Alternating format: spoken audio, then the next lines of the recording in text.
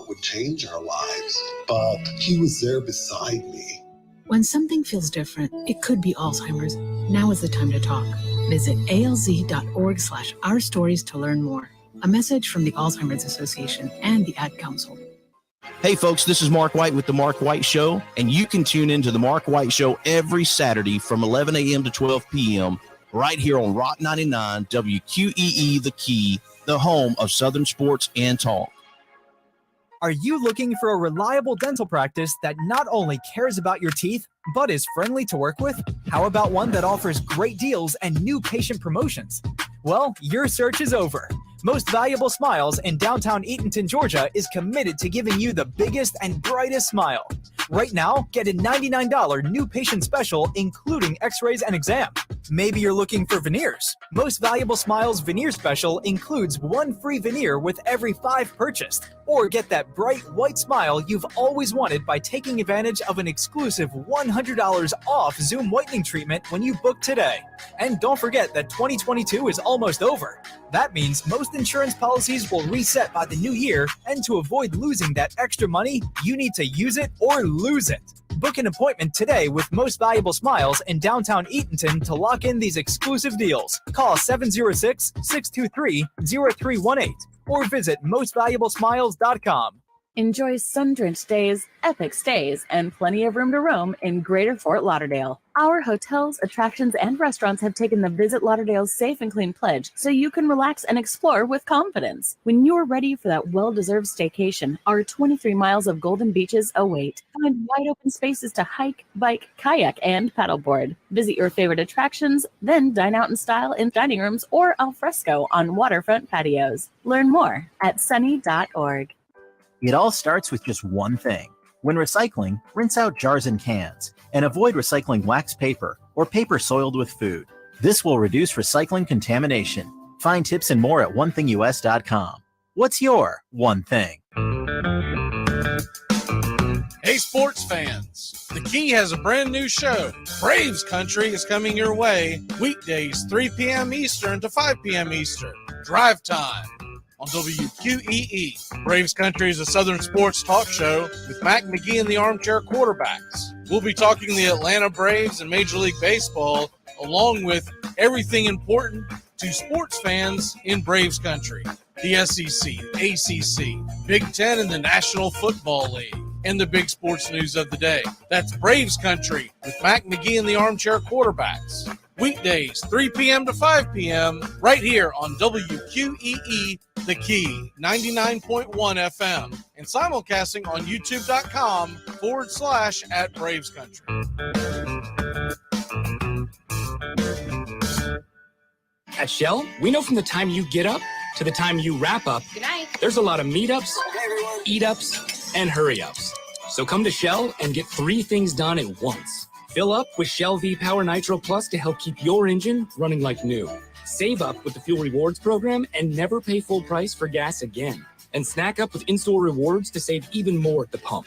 Make the most of the stop you need to make with Shell and engines that continuously use Shell V-Power Nitro Plus premium gasoline. See full terms and conditions at fuelrewards.com. That's the sound of NyQuil Severe hard at work. NyQuil Severe is the best sleep with a cold medicine. No tossing and turning, just rest and recovery. So you're ready to take on tomorrow.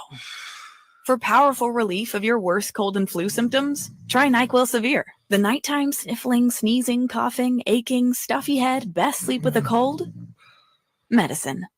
Use as directed. Keep out of reach of children. Hey Braves fans, thank you for listening to Braves Country Baseball. Hi, I'm Mac McGee, and we are here to bring you play-by-play, pitch-by-pitch of your Atlanta Braves, and bringing you spring training and 2 to 3 games a week all season long. Please like and subscribe today. Braves Country Baseball.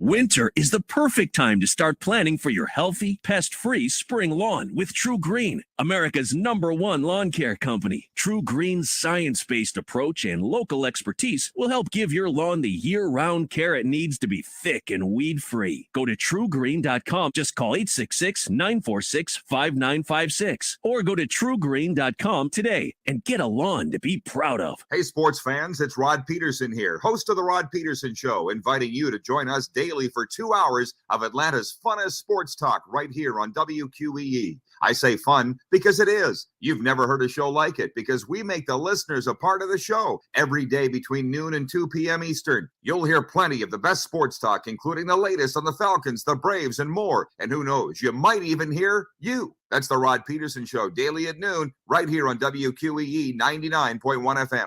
We live in a world now that welcomes and nurtures the screwball in all of us. Hey, it's a new decade, people. Time to get a little nutty. Treat yourself to Screwball Peanut Butter Whiskey, a smooth flavor that combines two of America's favorites, peanut butter and American whiskey. So no more social awkwardness. Time to embrace who you truly are. Get out there and make friends. And be sure it starts with Screwball Peanut Butter Whiskey. It's available nearly everywhere. Learn more at screwballwhiskey.com. Infinium Spirits. Please enjoy responsibly. Hey, sports fans, the Key has a brand new show. Braves Country is coming your way weekdays 3 p.m. Eastern to 5 p.m. Eastern. Drive time on WQEE. Braves Country is a Southern sports talk show with Mac McGee and the Armchair Quarterbacks. We'll be talking the Atlanta Braves and Major League Baseball, along with everything important to sports fans in Braves Country. The SEC, ACC, Big Ten, and the National Football League. And the big sports news of the day. That's Braves Country with Mac McGee and the Armchair Quarterbacks. Weekdays, 3 p.m. to 5 p.m. right here on WQEE, The Key, 99.1 FM. And simulcasting on youtube.com/Armchair. You're listening to the Armchair Quarterbacks Sports Radio, #1 sports station. Good afternoon. And this is your Armchair Quarterbacks Sports Flash. Here are your NFL lines for Week 15 in the National Football League. Thursday night's 49ers-Seahawks game. Seattle is a 3.5-point underdog at home. The over-under 43. You got a triple header on Saturday starting at 1 o'clock Eastern. Colts and Vikings. Indy on the road is getting 4. 48.5 is the over. The 4:30 tilt is Ravens versus Browns. Baltimore heads to Cleveland, giving up 3. The under's 37.5. Much anticipated in Buffalo, where the weather is expected to be in the low 30s at kickoff. The Dolphins are getting 7.5. The over-under is 42. Sunday's action, Cowboys-Jaguars, Dallas 4.5-point favorites on the road, over-under 47.5. Chiefs and Texans, Kansas City, a 2-touchdown favorite on the road, over-under 49. Eagles-Bears, Philly, 9-point favorites at Chicago, 48.5 is the over. Atlanta Falcons are getting 4 points in New Orleans. The over-under sits at 43. Lions and Jets, a big game for the AFC and NFC wildcard race. It is an even pick'em, over under 44.5. Steelers and Panthers at 1 o'clock, 2.5-point favorites are the Panthers at home, over under 38.5. You've got a slew of late games this week. Titans are at the Chargers. Tennessee getting 3. 46.5 is the over. Bengals and Buccaneers, CBS game of the week. Cincinnati giving up 3.5 to Tom Brady and the boys. Over under is 44. And at 4:05, you've got Cardinals and Broncos along with Patriots and Raiders. The Broncos are a 3-point favorite, over under 36.5. While the Patriots are laying 1 in Vegas, 44.5 is the over-under. Your Sunday night game of the week, Giants and Commanders flexed in the nation's capital. Washington giving up 4.5 points, over-under is 40. And that's your Armchair Quarterback Sports Flash. Stay tuned for Braves Country right here on WQEE 99.1 FM, The Key in Newnan, Georgia, simulcasting on youtube.com @Braves Country. Armchair. There's something kind of about a kid that's never played baseball. We have been hoodwinked, bamboozled, and flat out deceived. Why did you get so drunk? You got drunk. I'm just really exhausted. What's in that cup? I'm a Cokes. Do you have any idea how important this is? We're trying to save the pub goal. Really? This is what you're doing? This is what you're doing? Chief, what do you want to do tonight? The same thing we do every night. Try to take over the world. 106 miles to Chicago. We got a full tank of gas, half a pack of cigarettes. It's dark, and we're wearing sunglasses. Hit it. Armchair. YouTube Live. Radio station. The radio station you can call your own. Do you know what listeners like about our station? I like everything. It's always on my radio. We never stop the music, except for now, when I talk. You're listening to Braves Country with Mac McGee and the Armchair Quarterbacks. We're here live weekdays, 3 p.m. Eastern to 5 p.m. Eastern, WQEE 99.1 FM, The Key, and simulcasting on YouTube.com/@Braves Country. Your first choice for Southern sports.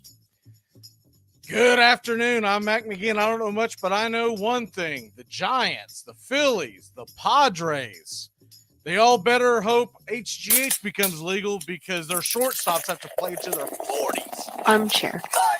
Community Access Channel. He's the armchair quarterback. He's full of beer and he's full of snacks. The all-American man with a cool one in his head.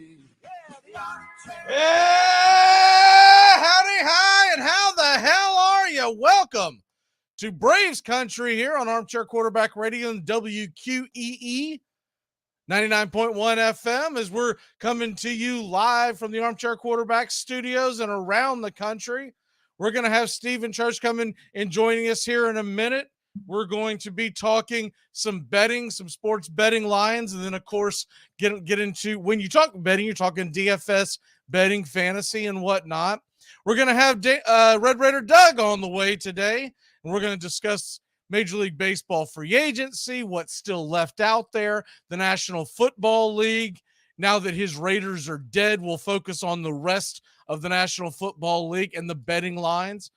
And we'll get into a couple of other things. I've got some clips that I want to play for you that one was made by Harold Reynolds, which I thought was an interesting comment. I just think it's completely false. I think he's out of touch with what Anthopoulos is doing.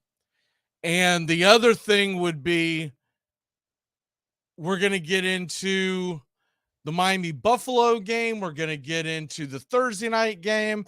And of course, Jim Callis had some comments on the trade. Before we get into that, I do want to talk about Anthopoulos. I told you that we had some clips for you this week, and I didn't get a chance to get them all in because it was quite a lengthy interview, but I do want to touch on some of the things that he said. And we'll go ahead and start with this. This was Anthopoulos talking about long-term extensions and why the Braves are going in that direction. But also there is obviously a risk when you sign any of these guys to long-term deals, and no one is complaining about it now because now they look like great deals. But if you sign a guy to a long-term deal and he's a bust, now this is a little different, but you look about that 4-year contract that Marcelo Ozuna signed with the Braves, it's handicapped the Braves from moving forward, right?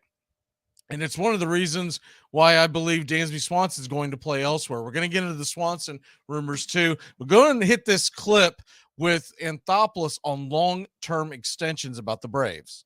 You get into a long-term deal, things could look fine at first, but you guys, it's a long road from here to the end, just like when you sign a free agent.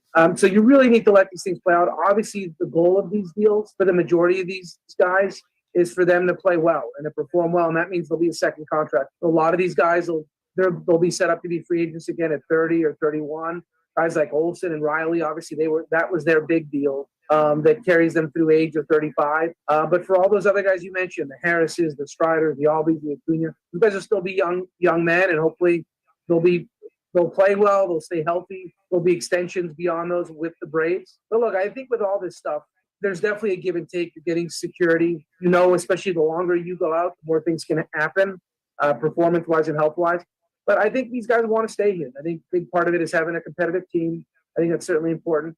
I think our staff, meaning not the front office, the people in the clubhouse, the trainers, people that deal with the families, I'd say the fan base as well. They sell out this place day in and day out. And they talk about being a great environment, new ballpark, the Battery, the surrounding areas. So there's a lot of things in place in Atlanta that are really, really desirable.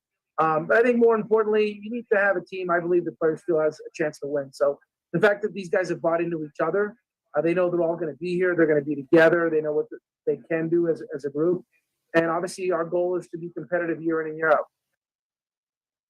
Okay, so that was Anthopoulos, and the gist of it is when you sign these long-term deals, and it's kind of funny because when you see all the reactions from the national media, usually it's got something to do with that a little bit of jealousy that Anthopoulos is able to get out in front of this and get some guys that they want to stay in Atlanta, right?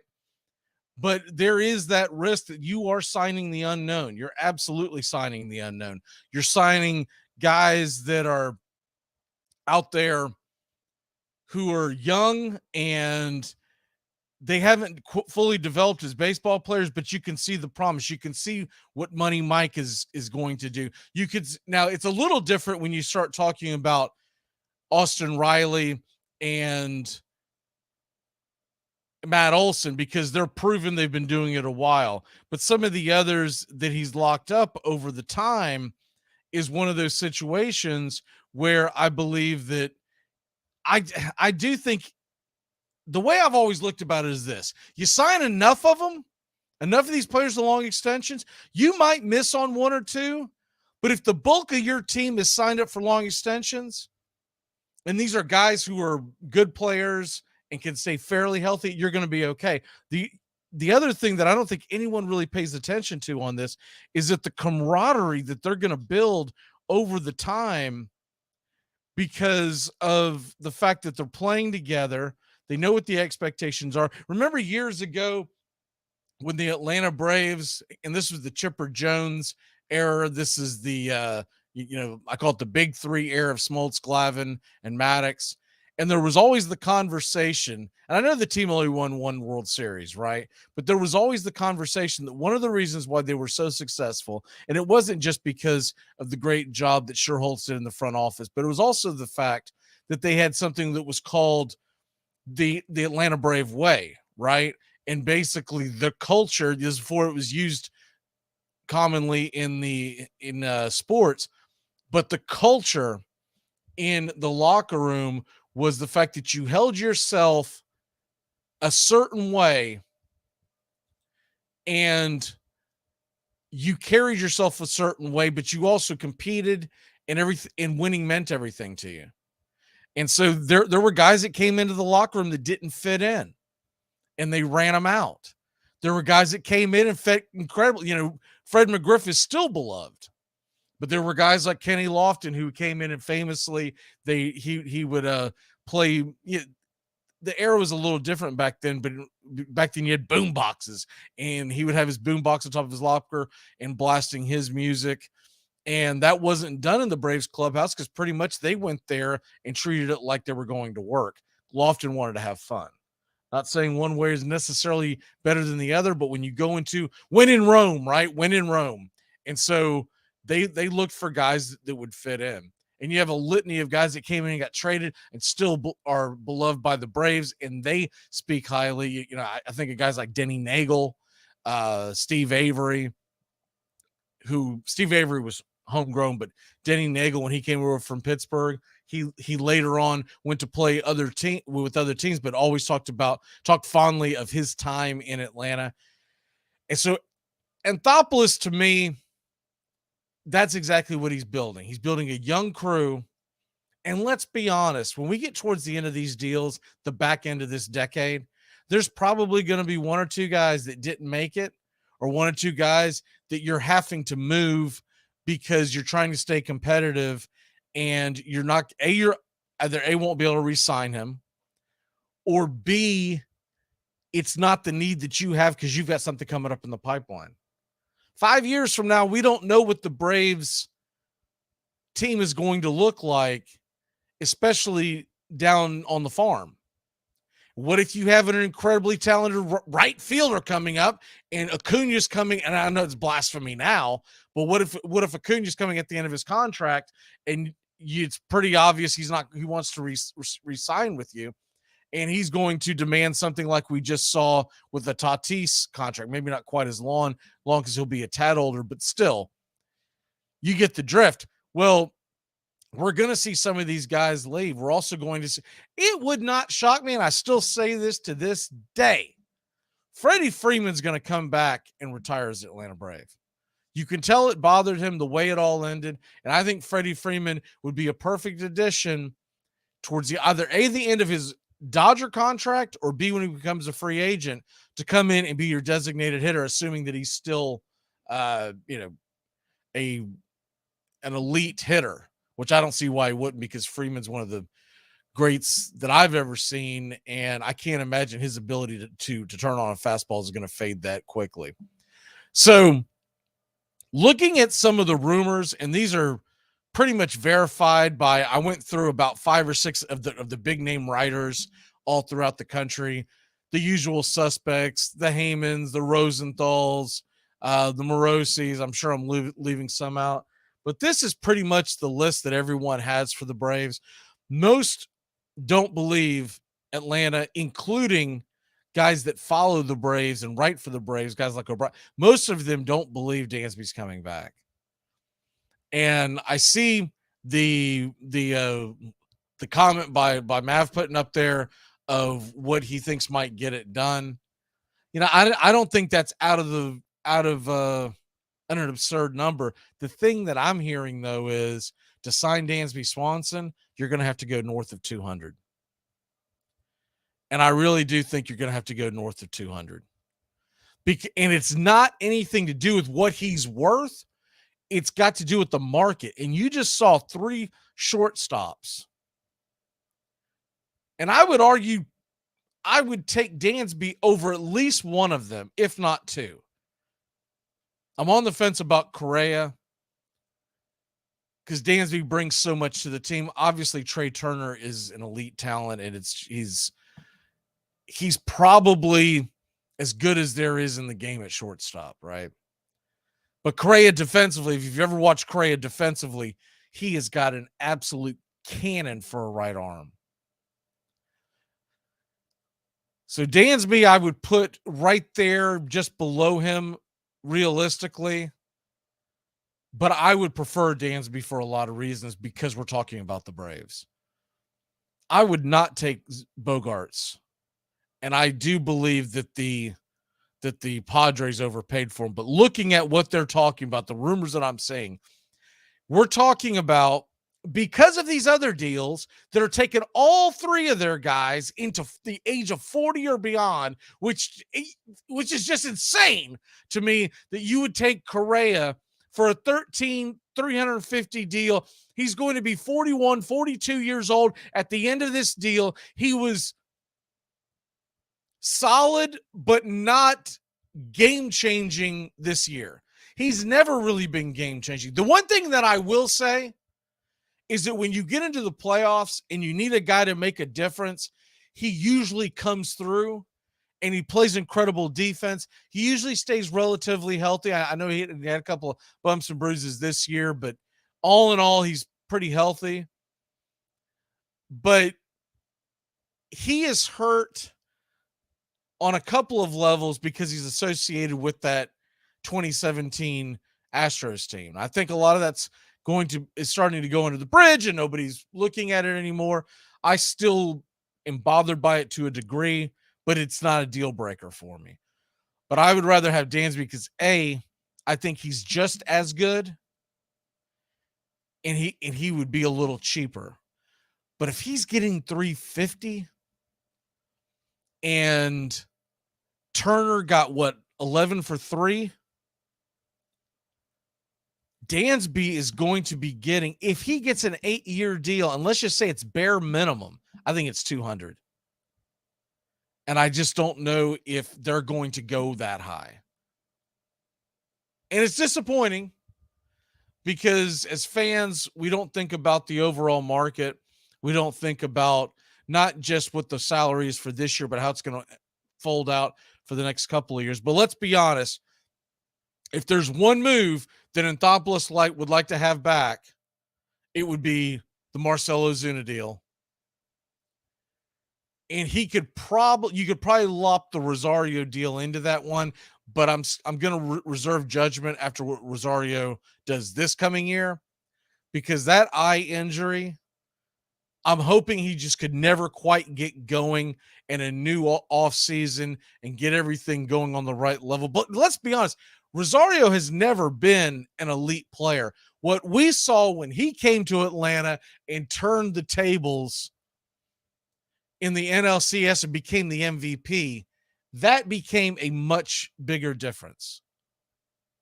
In our eyes, just like Soler, we're always going to keep them up on much higher pedestals than they really are. With that being said, if you could take those two back, that's the 25 a year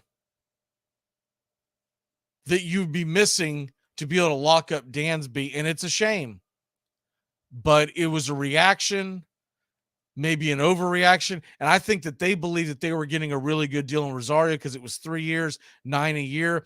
But and hindsight's always 20/20, but the first year is a throwaway. It's an absolute throwaway. So the next 2 years is going to decide how that deal is viewed. The other thing is with Ozuna, we're still on the hook for 2 more years, 16 apiece. And you can't get away from that. You can't move Ozuna. You're either going to have to eat the contract and go into a situation where you either eat the contract, DFA him, or you do what I think they're going to do, which is hope for the best and hope he turns it around. Now, if he comes out in the spring and he still looks like he's lost it, because that's what it looks like to your average fan, they may DFA him in the spring.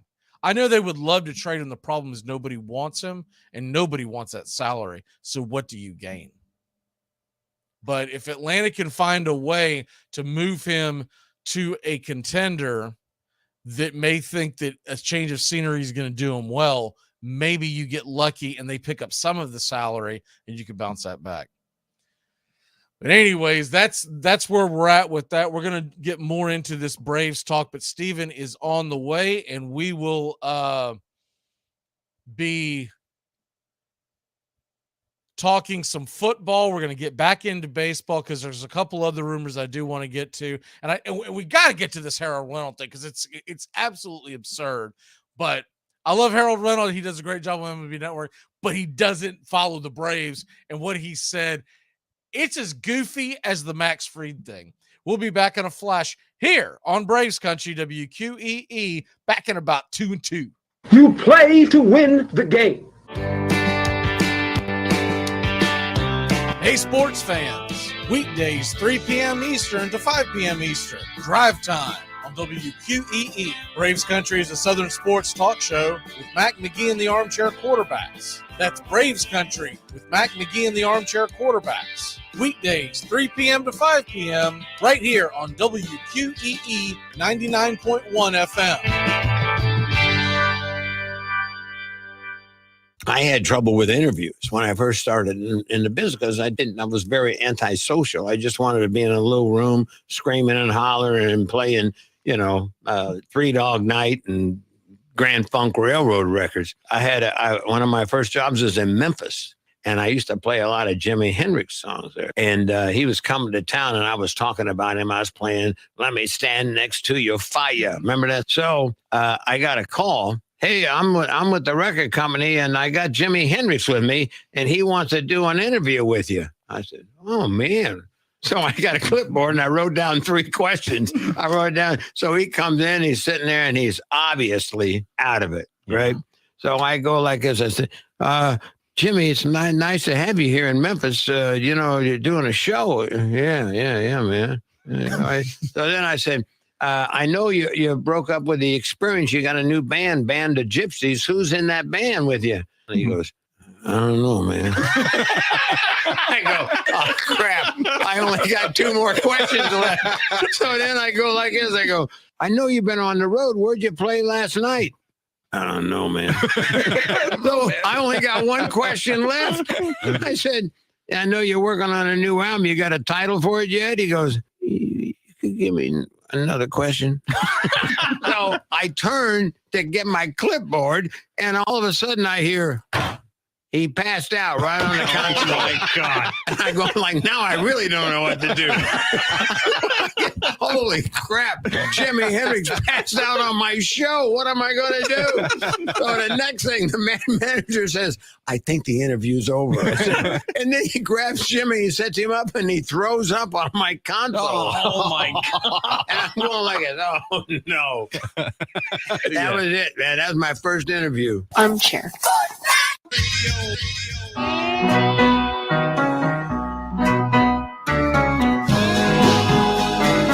Welcome back here to Braves Country.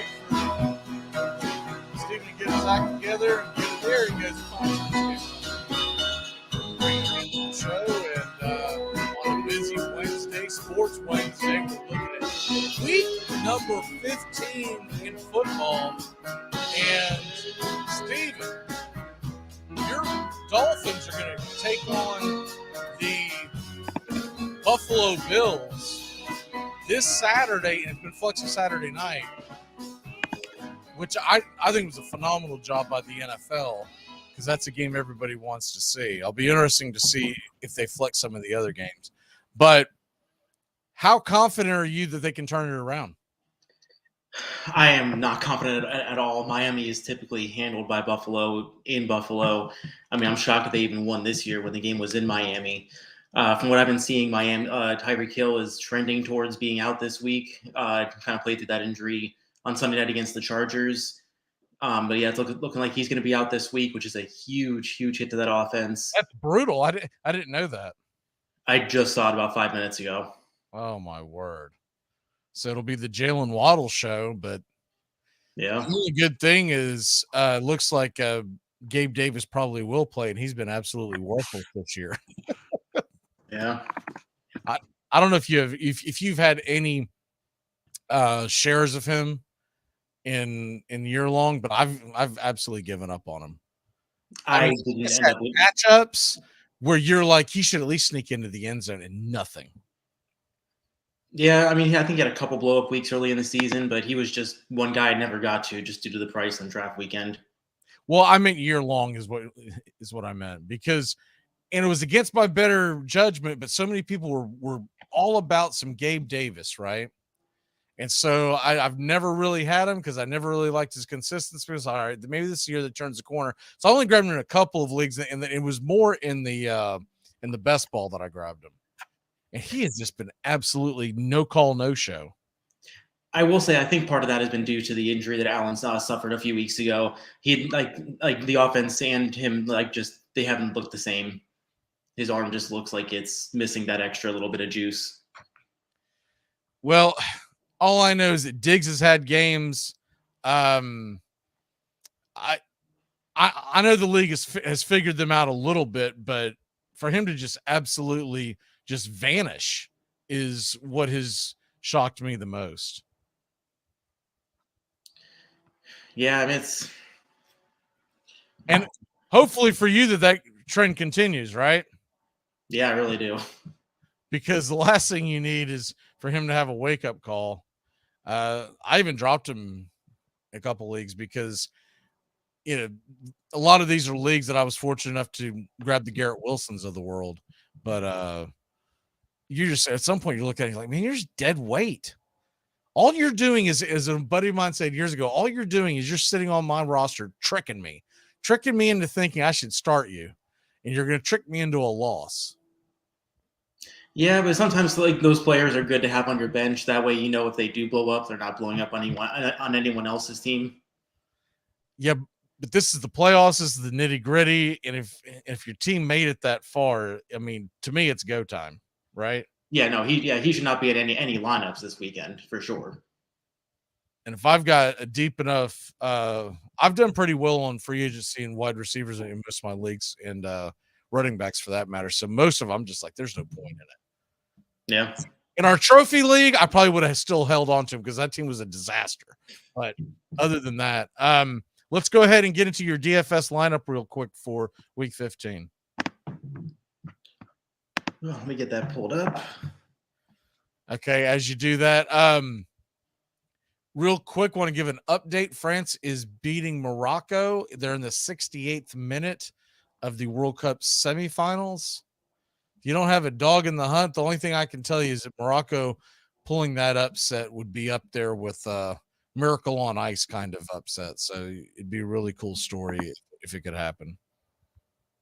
Oh, I know. I mean, it's especially with Croatia going out to Argentina yesterday. It would really be cool to see them go into the final and try to play spoiler to Lionel Messi and company. Has that game already been played? I haven't followed the World They played yesterday. Argentina won 3-0. Okay, I thought I saw that they were up 1-0 or 2-0 at one point, but I'll be honest with you. As soon as the U.S. got knocked out, I'll see the scores on the bottom line, and that's about my extent of. I did put this on today because I know someone from Morocco, so I was kind of pulling for their team because he's always been a big fan, and I was like, it'd be cool for his team to win, and I'm always about an upset in sports if I don't have a dog in the hunt. Yeah, no, I completely agree there. All right, what's your DFS? So I am running. We talked about Garrett Wilson a little bit earlier. Running up stack with Mike White as my quarterback with Garrett Wilson. Going back in that game and take him on Ross St. Brown. He's been kind of, wouldn't say phased out, but with the return of Chark, and then you have Jameson Williams coming back. The Goff has been spreading the ball a little bit more, which should make his ownership be a lot less this weekend. And I love the potential there if he can avoid the matchup with Sauce Gardner. My running backs, I got Alvin Kamara against Atlanta. That team is just decimated, and I think this is a prime spot for him to get back on track. Latavius Murray against the Cardinals. We saw how bad they were last night, losing to that Patriots team. Even Colt McCoy kept him in it, but I just don't have any faith there. Running Julio Jones as one of my receivers at 3,900. I just love the upside there. Julio Jones, really? He's cheap. That's one of the big reasons. There's a reason. Yeah, he has an offense in the ball. I will eat the crow if I'm wrong, but I don't want any part of Julio Jones. It's not a preferred spot, but I love the price at 3,900. Okay. Also, my next player that I'm still shocked his price is this low. Evan Ingram still at 3,800 after that massive weekend just a few days ago. I like him to keep that train rolling. Got Derrick Henry against the Chargers at 8,000, and then I got the Broncos defense against Arizona, which no Kyler Murray should be open season on Colt McCoy. Yeah, I think the reason why Ingram's still down that low. First of all, a lot of these are done about a week and a half in advance. So it's very rare they go back and edit it unless there's a major injury. But the other thing is Dallas usually plays really well against tight ends. Dulcich is one of the more interesting ones to me. I haven't looked at the DraftKings numbers because he's going up against the worst tight ends, the worst tight end defense in football. But he's going to be playing less. Right? And there's a part of me that says if Simeon's playing quarterback, I think I like him even better. Yeah, I wouldn't hate it. He burned a lot of people last weekend when there was a lot of rumors of him playing, taking snaps at receiver. So it's going to be, it's definitely a great spot for tournaments, but I don't know if I'm confident enough to go there. Let me ask you this. If you've got it pulled up in front of you, do you have Driscoll's number? Give me 2 seconds. I know. I will say if you need a tight end on Yahoo, he is available as a tight end. So if he gets to start at quarterback this week, he is at 5,000 on DraftKings. Okay. What they're talking about is that he's probably gonna be like a Taysom Hill, so it's kind of a risk. Actually, it's a big risk. I'm not gonna lie. But if your tight end is actually garbage, you might want to give it a try. The problem is I'm more likely to do this in week 8 than the first week of the playoffs, right? Like I picked him up in a couple leagues, but I'm like, I don't know, man. I don't know if I have the stones to pull that trigger. But I mean, to be fair, if you don't have Travis Kelce or anybody else, tight ends suck this year. They are just terrible. Noku had a pretty good day the other day. It looks like he's building a rapport with Watson. My concern is you pick Driscoll up, you put him in, and he doesn't play hardly at all, and you get either a 0 or close to it. Well, like that's why I added that caveat if he gets the starter quarterback. Right. Well, what I read out of Houston Chronicle this morning was that there's a belief it's going to be a split. And in fact, the guy even said, I don't care what your fantasy writers tell you, that it looks like it's going to be more of a situational type getting snaps as opposed to actually being the starting quarterback. If he's a starting quarterback, right, then yeah, okay. What's the worst that can happen, right? Yeah. But if they're just because I go back to the Taysom Hill thing, because a lot of us got burned by that. You pick him up, you try to plug him in, and then for whatever reason they quit using him. I guess because Peyton quit coaching the team. But that's my concern there. Stupid underdog picks. Caught up on that. I'm gonna go ahead and share the screen on our locks as stupid underdog picks real quick. And we're doing pretty good on our locks, to be honest with you. If you take a look at that, we're 46-30-2 on the year. Did the calculations, that's a 60% win rate. And that ain't too shabby. No, I'll definitely take that. If you're 16 units above 500, anyone in Vegas would take that. 100%. Joey and I went 2-0 yesterday. His Utah pick came in. My Celtics pick came in. So what is your lock of the week? This one I've been going back and forth on. I'm going to stick with it. I'm going to go the Bengals -4 against the Buccaneers. Tampa just looked like a completely cooked team. They showed no life whatsoever. I mean, we know the Bengals offense can put up massive points. I mean, the 4 points seems like an insult to the Bengals team. Yeah, I'm a little surprised. Well, no, I'm not. That's just Brady bias, I guess is the best term for it. Did you see that clip Charles Barkley was talking about last night with the Lakers? He was just like, for some reason, we said we have to sit here and talk about the Lakers every single night, yet they're the 12th seed. Like, no one's talking about the Wizards. Like, why do we have to keep doing this? It feels like the same thing with Tom Brady and the Bucks. Yeah, and look, that 4-point spread it shouldn't really scare anybody, because look what the Bucks just did at San Fran. Mm-hmm. Since he's playing really good football, I get it that it's a road game. That's the only part that concerns me. But I don't think the Bucks are going to be able to get any part of their ground game going. And so they're going to have to rely heavily on the pass. And Brady he's still top 15 quarterback in the league, but it's not by a wide margin anymore. Used to, you're like, man, I'm going to trust this guy, et cetera, et cetera. But that offensive line is just a sieve, and he doesn't have the ability to get out of the way. So he's got to make a quick decision. And what that's done, it's just turned into a quick passing game with Tampa. And NFL defenses are too good, too talented for that to be a problem. My lock of the day is, let me pull it up real quick and see if I believe I've already tweeted it out, but I do want to double check that.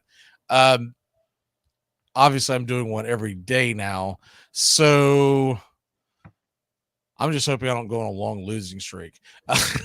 That's like, man, 5 a week, that's gonna be an issue. I am going with the Hawks on the money line. Atlanta is a -140, which isn't too shabby. They are in Orlando to take on the Magic, and I believe they will get the W. I almost went Knicks +4 in Chicago, but the Knicks, though they're on a 4-game winning streak, they've been really Jekyll and Hyde. And to me, if you can bet against the Magic and lay a low line like that, I'll take it every single day. So those are our picks of the day. And what is your stupid underdog pick? You get first dibs. Yeah, I like. There's no way I'm positive points on this season. You're -2 right now. What am I at? -2.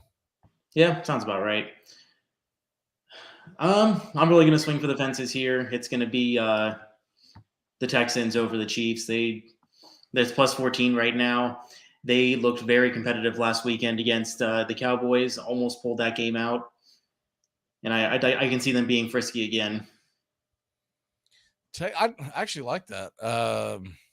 I don't think they're going to get a W, but have you seen the over-under in this game? It's like 49 and a half. It might have even gone up 49 and a half right now. I think that's extremely high because I don't think Houston's going to put up a lot of points, and I can kind of see Kansas City pulling a Dallas where they're kind of sleepwalk through this game. Yeah. France has just gone up 2-0, by the way, so it's not looking good for Morocco. There's about 11 minutes left in the game, so looks like we will get France in the championship. I remember when this started, France was actually a pretty good bet to take. I don't follow world soccer enough to really go all in, but I thought it was odd because it seems like France is always up there. They won it not too long ago. But you figured the betting guys know what they're talking about. So hey, you know what? All right, don't be stupid. Put money on who you think's going to win the NFC South. Don't put money on. Not to mention you get forced to have to watch soccer at that point. If you had to put money on that on the NFC South, who's winning it? What's that? If you had to put money on the NFC South to win, who would it be? Let me see if I can get a line on that because it really come down to what the odds are. But see if I can find the NFL futures. Excuse me. All right, I got it. So Tampa is -300. The Panthers are +300. Falcons +1200. Panthers. Really think they can pull it off? I would rather. Okay, in other words, I would rather put 100 to win 300 than put 300 to win 100. Oh yeah, no, I'm not touching that Buccaneers line at -300. What's the Falcons? +1200. That almost be worth putting in a 50 spot on that, right? Yeah, I mean, especially we'll see how Desmond Ritter does this weekend. Right, and you're not going to get that line if Ritter goes out and looks good, right? So you got to. It's literally gambling. Yeah. I guess at that point you lay $25 to win them 300, right? Yeah. That's not a. I kind of like, man. See, here you go, man. You get me going next. Yeah, no, I'm gonna be laying some bones on the Falcons. I've got I went even money for the Bengals a couple of weeks ago. If you want something real frisky, as Sean would say, Lions are +4,000 to win the NFC North. Oh yeah, that's not gonna happen. I think that's just throwing your money away. They're too far behind. There's only 4 games left. What are they? 4 games out? I know obviously they the Vikings are one game against the Colts this week. Yeah, they would have to absolutely collapse. And I feel like the Lions have a tough schedule because every time I turn around, it's the game I want to see every week. And I know they have the Jets this week. Then they have then they travel to Carolina, have the Bears at home, and then go to Green Bay. Yeah, I can't put that. I wouldn't put it past them to maybe make a serious run at the wild card, but the other, and I think you're just throwing money away. If you're a Lions fan and you just want to spin the wheel, I get it, but don't put this month's mortgage on it. Dad, why didn't we get Christmas? Well, because I was biting kneecaps with Dan Campbell. What is your walk-off for the week, sir? As sad as it is, as sad as it is to say, Dolphins play chances of winning the AFC East end this weekend in Buffalo. I just don't see him pulling a win out there. I still think they get in the wild card, though, don't you? Yeah, no, I'm like wild card and playoffs are definitely a real and if more you than can realistic possibility. But 5 seed, you essentially have a bye because the Titans are falling apart at the seams. yeah, but that's just the type of team that if they get their act together can be really dangerous in the playoffs. Well, unless they figure out how to get A.J. Brown back. I don't know how they're going to get their act together. They're good. Treylon Burks is seeing ghosts, and Tannehill, I think he's seeing double because he looks like he's drunk out there every week. All right, brother, we'll see you next week. Great job, and good luck to your Dolphins on Sunday. Thank you. Have a good day, everyone. We'll be back in a flash here on Braves Country. Doug's joining us here in a minute. We're going to get into some more baseball. I got to get to that Harold Reynolds thing on the other side of this. This is going to be, you're not going to believe what Harold Reynolds has to say about the Atlanta Braves. We'll be back in just a moment. What delay industries? No! Now you're way off. Well, yeah, that's the right number, but this isn't an apartment. No, What? Make contact. A collective psychosis is sweeping the nation. We're in the thick of the haze craze, and Elysian is introducing an altered state of IPA. Contact Haze is a tangled chemistry of mild haze, low bitterness, and an explosion of hop aroma. This hazy IPA bursts with notes of bright raspberry, currant, citrus, guava, and passion fruit. Available in 6-pack cans in stores and Make Contact.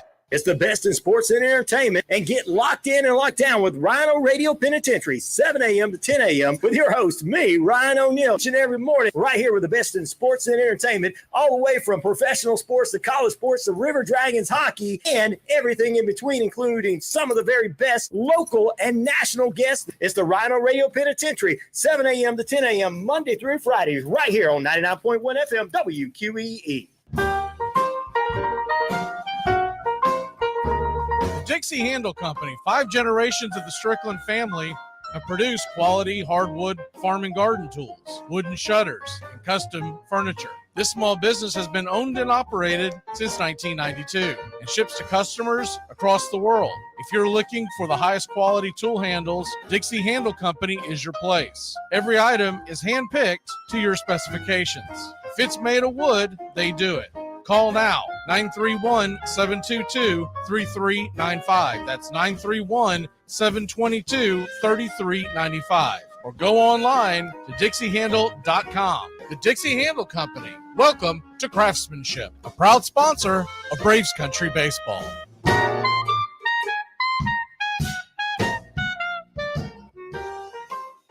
Welcome back to Braves Country. Mac McGee and the Armchair Quarterbacks. Weekdays, 3 to 5 p.m., drive time on WQEE. I, one of Barney's best friends. Promise never to interfere with his personal life again. Unless it's an issue of health, national security, or he's about to get up on a fatty. Unless it's an issue of health, national security, or he's about to get up on a fatty. Armchair. Community Access Channel. He's the armchair quarterback. He's full of beer and he's full of snacks. The all-American man with a cool one in his head. Yeah, the armchair. Welcome back. And got to get to this. I mean, this is just absurd. So Harold Reynolds yesterday, this was right after everyone was kind of reacting to the the William Contreras trade where he goes to Milwaukee, Atlanta gets to Sean Murphy. I'm just going to play it for you and we'll react after that because it doesn't really do me any good to do a big lead in. This is Harold Reynolds on what the Braves' next step will be. Here we go. Murphy was a coveted player. Here's my take on the whole deal. The Braves don't go through all this extent to get Murphy to split time. Darnell's gone. Eventually, if I'm him, I'm asking to go. You're not going to get you're not getting the lion's share of playing time. And I do think, having watched the Braves, what they do, they're looking to lock him up for long term. You know, they didn't do all that to get Matt Olson to go, Matt, you know what? Hey, we're going to split time with it. You can DH a little bit here and there. No, you're our first baseman. Next day, boom, they had a big deal. I'm looking for the next move the Braves do. They're going to Murphy and saying, here's a long-term contract. You've been in Oakland. You've been going up and down, begging for bread. Look, we're going to hook it up. And then they're going to figure out what to do with Darno. They're sitting in the driver's seat. You got an all-star catcher that can go out on the market for what they need. All right. So there you have it. He suggested TDA, by the way, is Travis Darno. Didn't have time to type the whole thing out. They're talking, he's referring to putting Travis Darno on the trade block.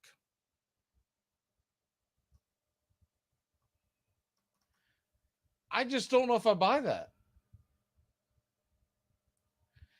Why in the world would you put Travis Darno on the trade block when, now look, I realize if this was a fantasy baseball team, if this was a video game, you probably trade Travis Darno and you keep Contreras and you get Murphy in there and you let Contreras DH and you control him and you work his way in for the next several years. And then when Murphy gets up there, because they have 3 more years of control, he gets to where he becomes free agent, Contreras will be ready to roll, or he's not. But I think they're going to try to lock down Travis Murphy long-term. That's got to be a conversation at this point. He did the same thing. It was actually much quicker, but he did the same thing when Olson came around, right? When Olson came over, it was within like 24 hours. It may not happen overnight like that, but I think there's a good chance because Murphy wants to be a Brave long-term, and they said that he was excited about the trade. I can see the Braves extending him long-term. They probably want to wait until closer to the season when all the ducks are in a row. And if Dansby doesn't sign or he does sign, you'll know at that point what you have on your roster, on your payroll. But going forward from here, there's no way you're doing anything with Travis Darno, because you're going to have him play DH, because you're going to have to platoon the outfield, because Rosario and Ozuna are basically one guy at this point making $25 a year. Your best bet is going to be to start Rosario in most cases, let him have days off, and have Ozuna come in and play left field against lefties. Maybe not all lefties, but against lefties. I think Ozuna will get 5 to 6 bats a week unless he really starts to become the Ozuna of 2020. And that's it. Travis Darno is going to be your designated hitter on most days, I believe.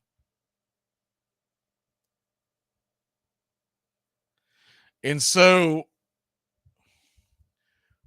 with that being said, at this point,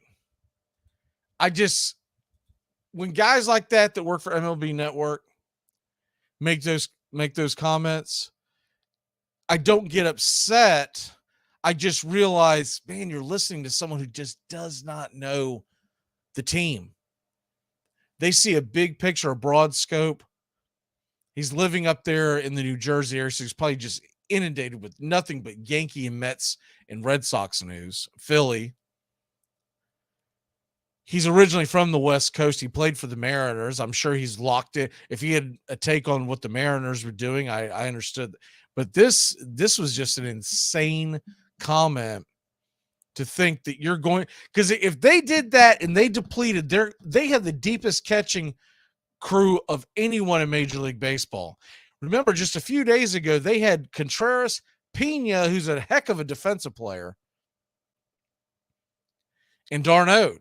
And the big question was, who were they going to move? And everyone figured they were going to move Pena. But I'll be honest, I think a lot of us thought that Pena was going to be a part of a deal that maybe brought in some front-end relief help, maybe something that helped solidify the shortstop. If for some reason Dansby isn't signed, which it doesn't look like he's going to be. But I think a lot of us tend to forget they kind of have shortstop sewn up. I know it's tough to bite the bullet on the whole Dansby thing. But you got Arcia and you've got Grissom. And Arcia has been a shortstop and a very good defender for a long time. He's got a good bat. And you can bring Grissom along. Now, if they end up bringing in a veteran to platoon with Arcia, that would tell me Grissom's probably going to start off in the minors. Because you don't want Grissom to sit at the end of the bench and not get any at-bats. But a lot will probably have to do with what happens in spring training. And we look forward to that.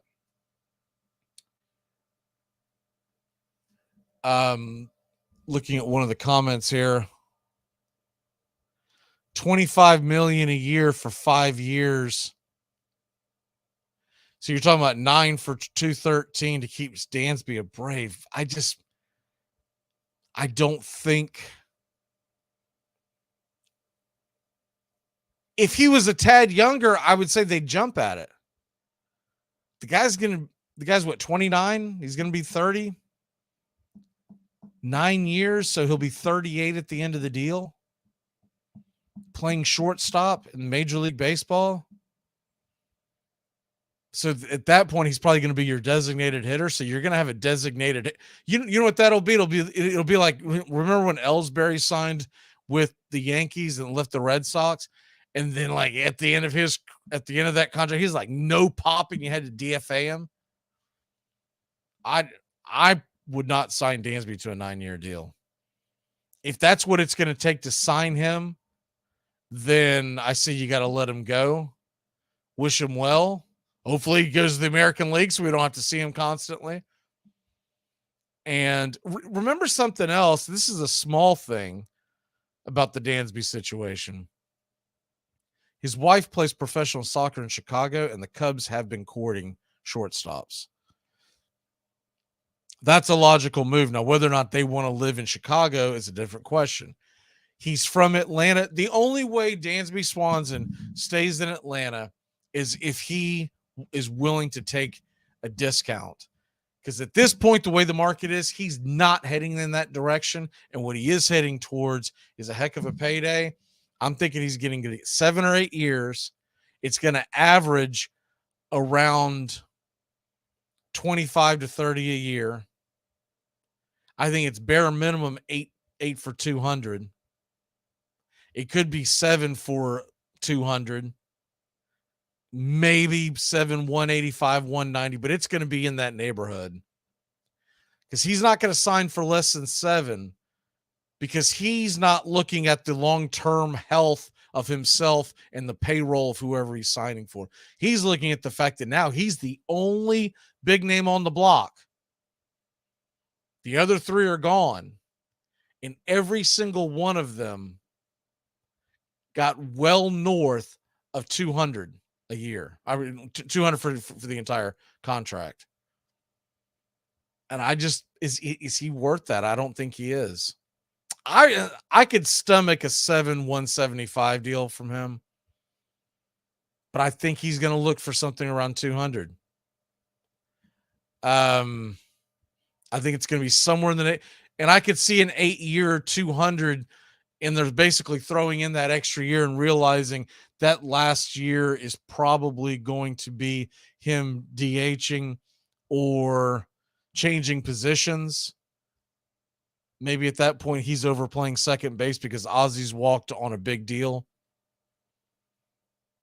But if the thing about the whole thing, The whole thing. Wash, and it was leaked out that Wash has raved about Grissom in the offseason and his work. He's been scheduled to work out with him 3 times in this offseason. He has raved about his work, and Wash never does that. He usually keeps a tight lip. So either A, he just can't control himself because he's that excited about how good he's doing, how well he's doing. Or B, they're throwing that to the fans so the fans can hear, so they'll understand why they don't want to re-sign Dansby when they have an heir apparent right there. And look, I love Grissom. He just makes you nervous because he had that terrible swoon. But you know who else had a terrible swoon after he first came up? He took off and we were all banging the drums. And then right after that, he couldn't hit his weight. And we're like, oh God, this guy.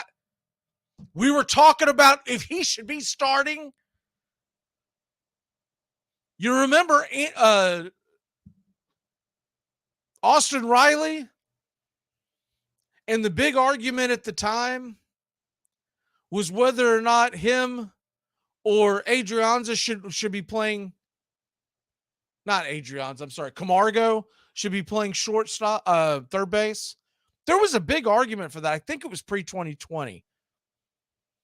I remember because I was doing some spring training games, and this was an actual argument. And I was like, what are we, nuts?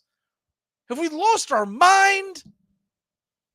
You could see that Dansby was the real deal. This reminds me of that.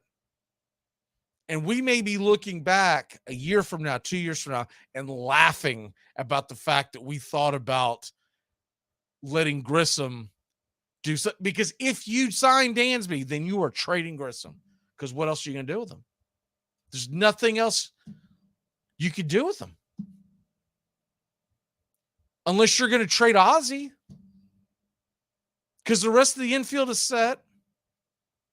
Left field, unfortunately, is clogged up for the next 2 years with bad contracts at this point. We'll see if they turn around. So if you do that, he becomes another guy that you're like, oh, no. And I really like Grissom. If they trade Grissom, I'm going to feel just as bad as I did a couple of days ago when Contreras was ripped out away from us. We got to take a short break. When we come back, we'll dive a little bit more into where the Braves going. And plus, we're going to get into NFL Week 15 and the bowl games. How about the college bowl games are on it? Friday, we get our first college bowl games. We'll be back in a flash here on Braves Country. You're listening to WQEE 99.1 FM, The Key in Noonan, Georgia. Armchair. You're listening to the Armchair Quarterback Sports Radio, #1 sports station. Good afternoon, and this is your Armchair Quarterbacks Sports Flash. Here are your NFL lines for Week 15 in the National Football League. Thursday night's 49ers Seahawks game. Seattle is a 3.5-point underdog at home. The over-under 43. You got a triple header on Saturday, starting at 1 o'clock Eastern. Colts and Vikings. Indy on the road is getting 4. 48.5 is the over. The 4:30 tilt is Ravens versus Browns. Baltimore heads to Cleveland, giving up 3. The under's 37.5. Much anticipated in Buffalo, where the weather is expected to be in the low 30s at kickoff. The Dolphins are getting 7.5. The over-under is 42. Sunday's action, Cowboys-Jaguars. Dallas 4.5-point favorites on the road, over-under 47.5. Chiefs and Texans. Kansas City, a 2-touchdown favorite on the road, over-under 49. Eagles-Bears. Philly, 9-point favorites at Chicago, 48.5 is the over. Atlanta Falcons are getting 4 points in New Orleans. The over-under sits at 43. Lions and Jets, a big game for the AFC and NFC wild card race. It is an even pick'em, over under 44.5. Steelers and Panthers at 1 o'clock, 2.5 point favorites are the Panthers at home, over under 38.5.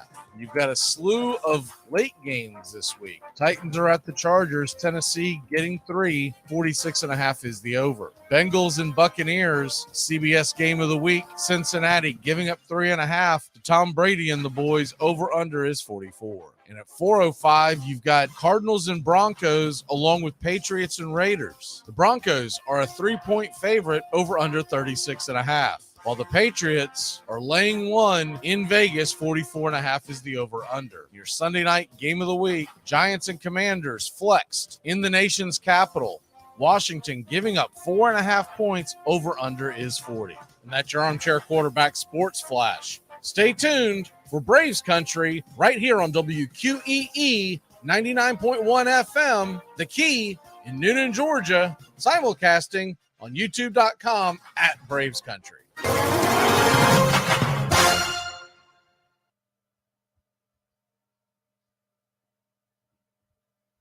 Are you looking for a reliable dental practice that not only cares about your teeth, but is friendly to work with? How about one that offers great deals and new patient promotions? Well, your search is over.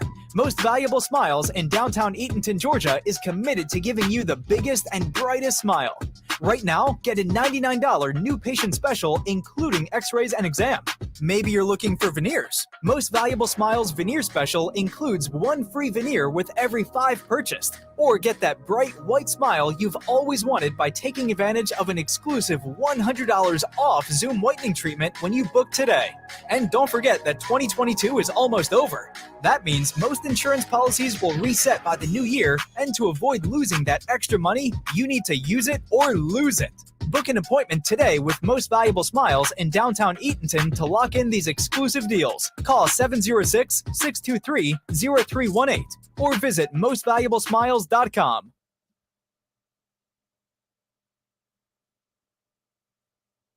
Hey folks, this is Mark White with The Mark White Show, and you can tune into The Mark White Show every Saturday from 11 a.m. to 12 p.m. right here on Rock 99, WQEE The Key, the home of Southern sports and talk. Welcome back to Braves Country. Mac McGee and the Armchair Quarterbacks, weekdays, 3 to 5 p.m., drive time on WQEE. Are you listening?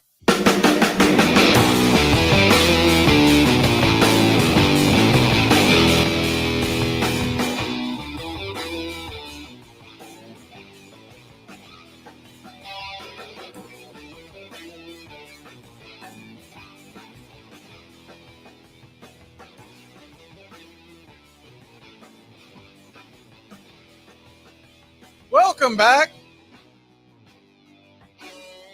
Braves Country coming to you live, Armchair Quarterback Studios and on WQEE.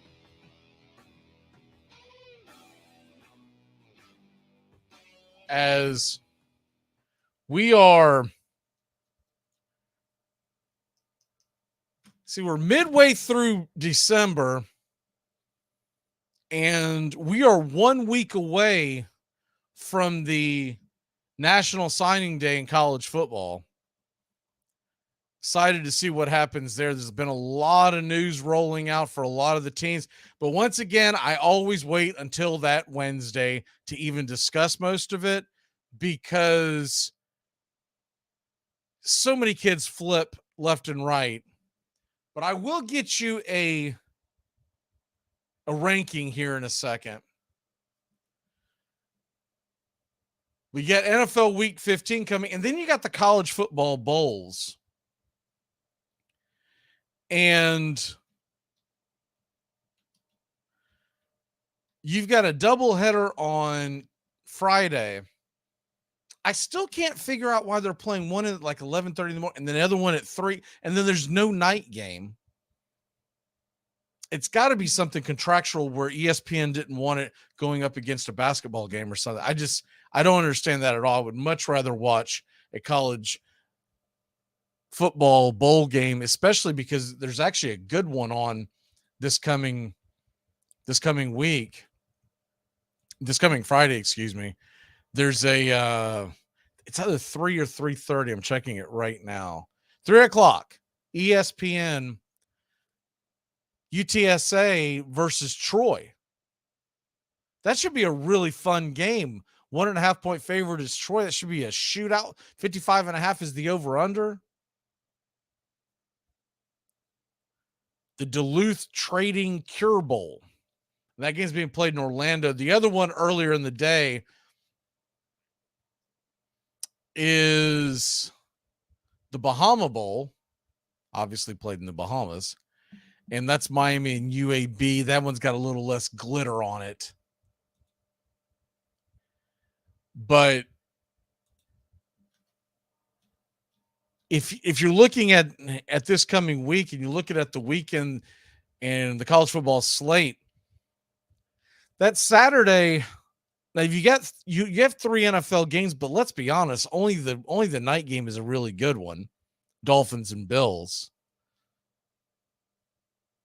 The rest of that Saturday, I think I'm going to be watching college football because the Fenway Bowl to me is a good matchup. It's just, I don't know what to expect from it because when Louisville's coach leaves to go coach Cincinnati, Louisville's coach is leaving to go coach Cincinnati, and Cincinnati and Louisville are playing each other. I don't know what to expect from that game, but I feel like I'm going to be tuned into it. I don't know if I'm actually going to touch it but the over-under feels fun. The over-under is only 40. And in college football, a game can get to 40 really quick. And they're not expecting bad weather, high around 40, 45 degrees. So, but the 2:30 kickoff to me is when the day will start. Florida, Oregon State. I'm interested to see what Florida can do without their top 2 quarterbacks. I guess Jack Miller is going to take the snaps. And I don't even know what the game plan is. Is either A, he's doing poorly, or B, he gets injured. Where do they go then? Because Richardson's declared himself for the draft, and of course, Kitna got kicked off the team. We won't rehash that. That's as weird a story as. Don't want to keep picking at that one. But Oregon State's a 10-point favorite. If all things were even and Richardson was playing, this line would be much lower. But you got to look at the fact that they're not going to have a quarterback. They're going to be running the ball. But is that necessarily a bad thing? Florida in the points almost feels like it could be something we could get. 3:30 Eastern, the Washington State Fresno State game. I have less interest in that, but it should be a fairly entertaining game. The over-under is 52.5. The game that I would be geared towards watching outside of the Florida, Oregon State, and the Cincinnati, Louisville game. And by the way, ESPN should have talked them into flipping this around. That Cincinnati, Louisville game should be later in the day. Rice and Southern Miss, 5-7 versus 6-6. That should have been the 11 a.m. kickoff. It's being played in Mobile, Alabama, so it's not like it's got anything to do with it being too early. They should have hid that game. But SMU BYU should be a fun one. But as we get a little closer to this and kids are putting into the portal and the draft and check it again going into Friday, but these lines will move up and down, and you really just want to see, is everybody playing? Are all the big key players playing? And the ones that are missing, where are they missing? And you kind of lean with that.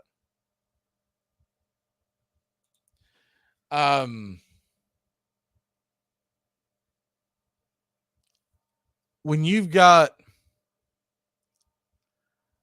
college football on the horizon with the bowl games, and once we hit Friday and Saturday, it goes. And then the last 3 weeks are the NFL season.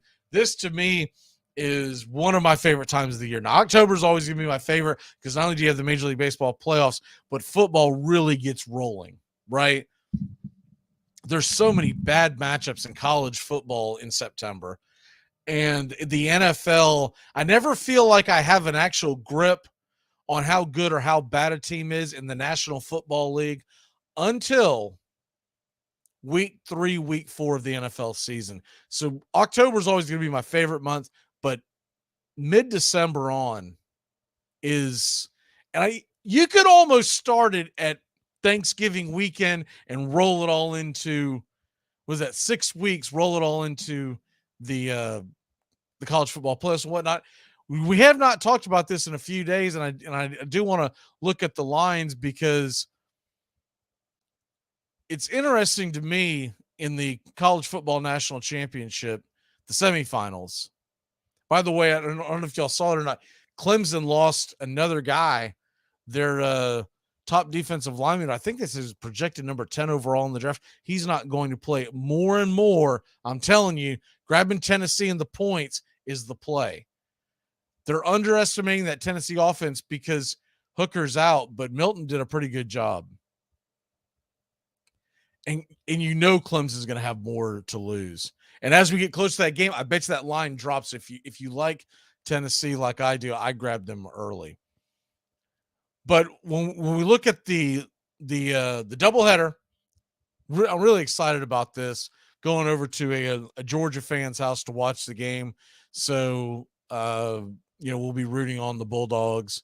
I have no dog in the hunt, so to speak, but I'm going to pull for Georgia over Ohio State, that's for sure. And Michigan, TCU, that one's fun to me. And I'll tell you what's interesting.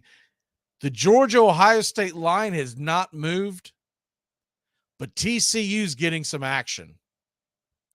TCU, that line is down to 7.5. So America believes. Now, I grabbed that at the very beginning when it was 9.5, 10 points. I pushed it up to 10.5. TCU is going to give Michigan a game. A win, I don't know. I feel like Michigan's eventually going to wear them down. But TCU, I still say it's a solid play to do a 7-point teaser or a 6-point teaser, depending on how you like your odds, of grabbing the Bulldogs to just win. So you drop that line down to minus 0.5 or plus 0.5, depending if it's a 7 or a 6 you do.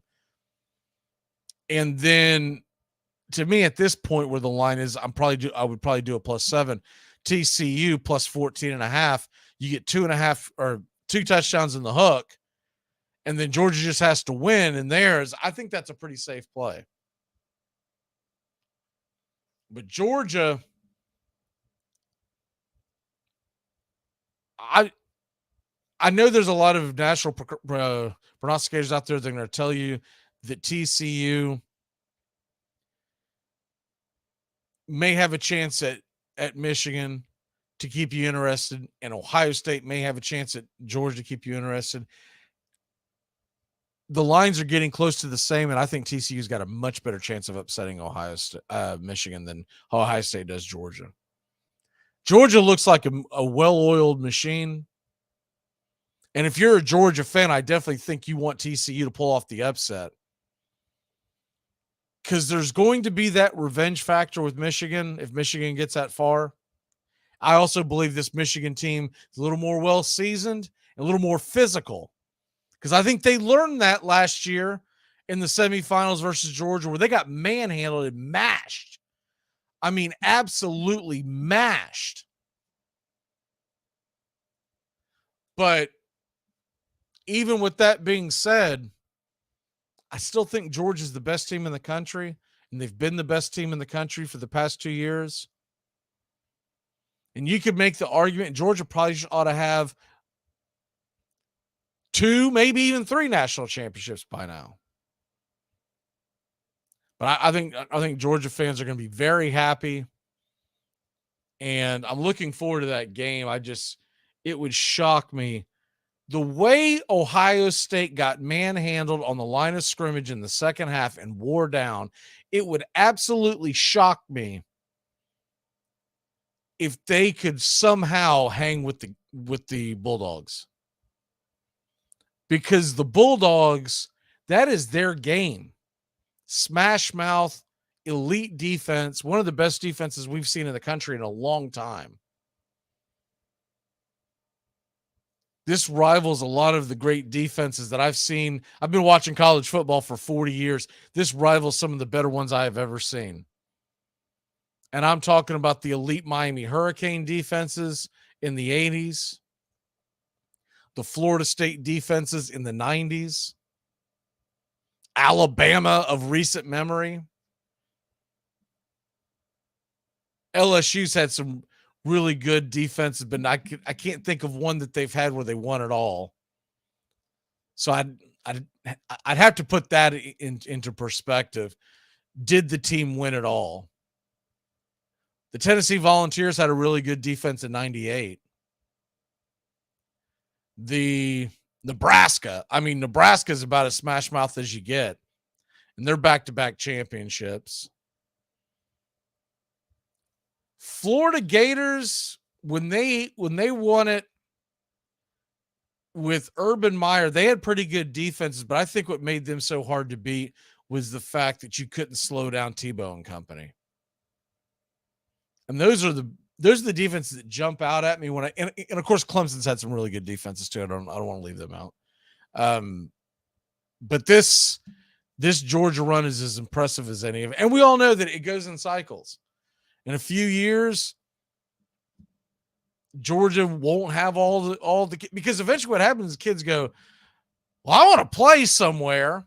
And then there's also kids that come up being an elite athlete and they want to make their name somewhere else because they want to stick out as the guy that did it at that school.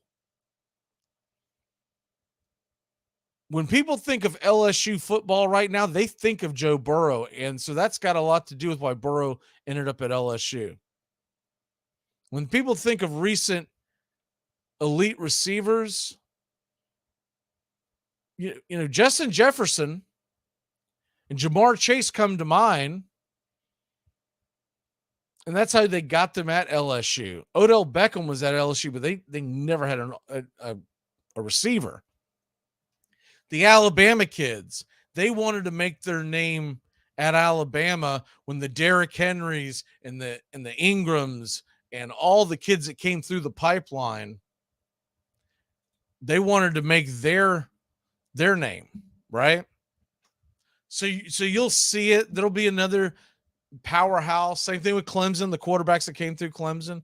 But there's going to be another school that'll start picking up all the players. And with the transfer portal, it can happen at the blink of an eye. But I'm excited about college bowl season. And we're going to take a quick break. When we come back, Doug is going to join us. We're going to be talking the NFL Week 15, some of the interesting lines, and maybe some of the player props that you might want to hit. We'll be back in a flash here on Braves Country, 99.1 FM, The Key in Noonan, Georgia. Work is work. You don't show up late, you don't make excuses, and you don't not work. If it wasn't work, they wouldn't call it work. They'd call it super wonderful, crazy fun time. Or skippity-doo. It all starts with just one thing.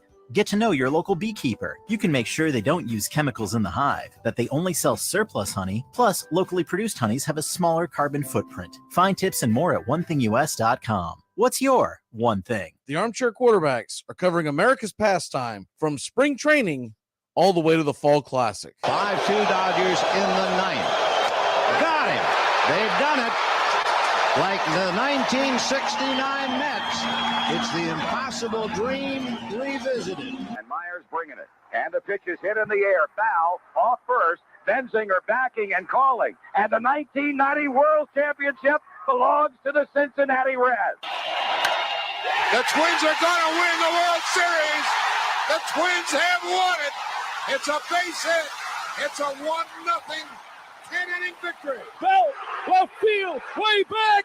Blue Jays win it. The Blue Jays are World Series champions as Joe Carter hits a 3-run home run in the ninth inning, and the Blue Jays have repeated as World Series champions. Touch them all, Joe. You'll never hit a bigger home run in your life. Armchair.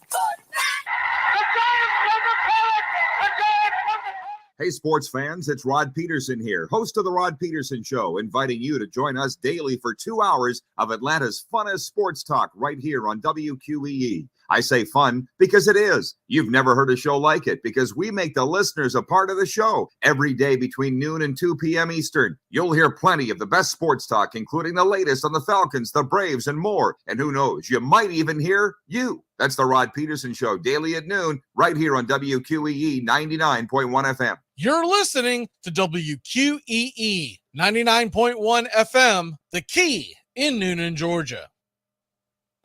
We'll talk about that when you come in. I can't do that, sir. Well, look, John, we can't have you running around out there wasting friendly civilians. There are no friendly civilians. Man, keep pushing, sir. Well, you did some pushing on your own, John. They drew first blood, not me. Look, Johnny, let me come in and get you the hell out of there. They drew first blood.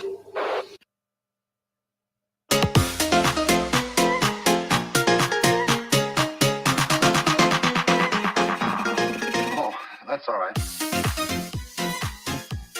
Welcome back.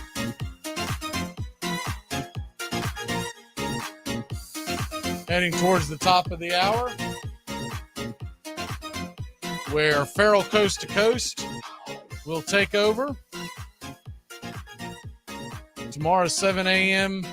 to 10 a.m. is Ryan on radio. And then from noon to 2, you got the Rod Peterson Show. And 2 to 3, Sports Beat. And we'll be back again as well at 3 o'clock tomorrow from 3 to 5. And tomorrow we've got Justin on the show. We've got Joey on the show, waiting for Doug to join. And the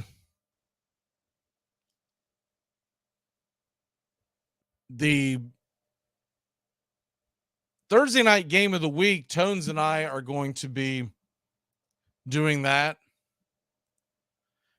8:15 Seattle versus San Francisco. And to me, that's going to be a heck of a ball game. Really is. You're talking about a game that becomes imperative now for the National Football League playoff race, because if you look at the NFL and you look at how these NFC playoffs are going to play out,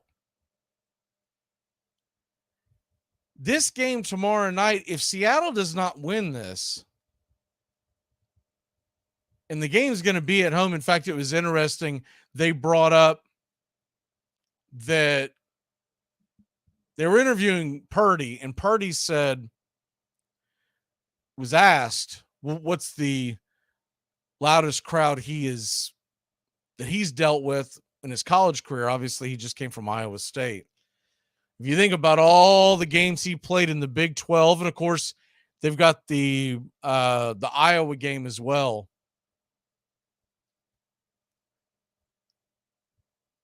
He said Oklahoma. Well, he's going to be in for a much different atmosphere. And not that Oklahoma is anything to sneeze at, but that Seattle crowd is going to be rocking tomorrow night. Seattle Seahawks are 7-6. They are now 2 games behind the 49ers. 49ers won a big game against Tampa, and let's be honest, Seattle kind of spit the bit. They had a solid chance of making a run at the division, and now all the pressure's on them, and rightfully so, because you lose at home to Carolina, who's now 5-8 on the year. Seattle and San Francisco. So one of the problems is San Francisco won the first matchup. So San Francisco in division, they're 4-0. If Seattle can win the game, 4-0 in the division. If Seattle can win the game, Seattle would then get the tiebreaker even on the head-to-head, but they would also get it even in the division, and they would both be 4-1 with the final 3 weeks to go. And so with all that being said, you're talking about a situation where if Seattle loses this game, it may not be over for them for the wild card, but it's over as far as the division goes. So you can't be, in essence, 3 games back. Actually, no, if San Francisco wins, now that I think about it, that would clinch the division. That would absolutely clinch the division, because Seattle would then be, they would be sitting there with 7 losses, and San Francisco would have 4, and there would only be 3 games left, and the best they could do is tie, and there's no way that they could do anything except go for the wild card. And if you look at the wild card,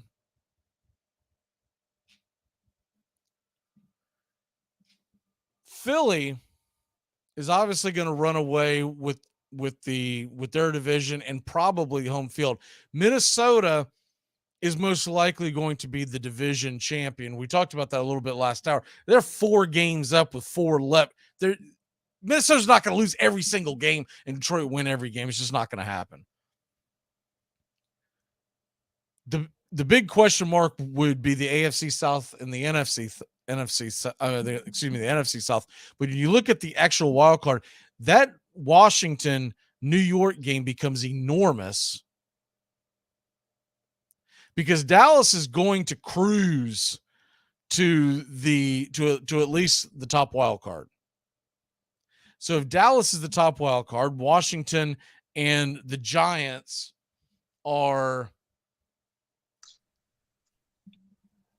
as Doug joins us, and Washington and the Giants are sitting at 6 and 7, and obviously 7 is the final slot. Seattle is on the outside looking in right now. They're 7 and 6. If they lose on Thursday, not only do they lose the division and it's over, but they get put behind the 8 ball. Because you're going to be 7 and 7. You're going to be a game, or I guess you'll be a half game behind either the Commanders or the Giants.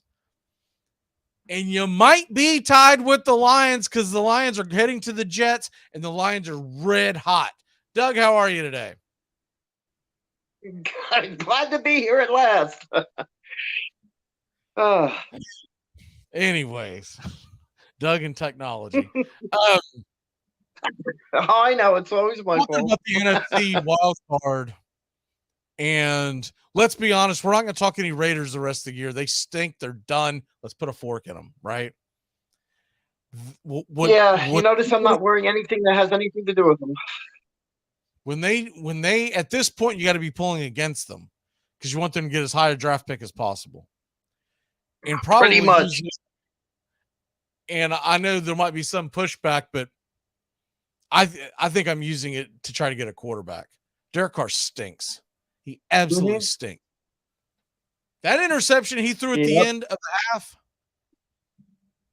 was the most pathetic interception that I've seen this year.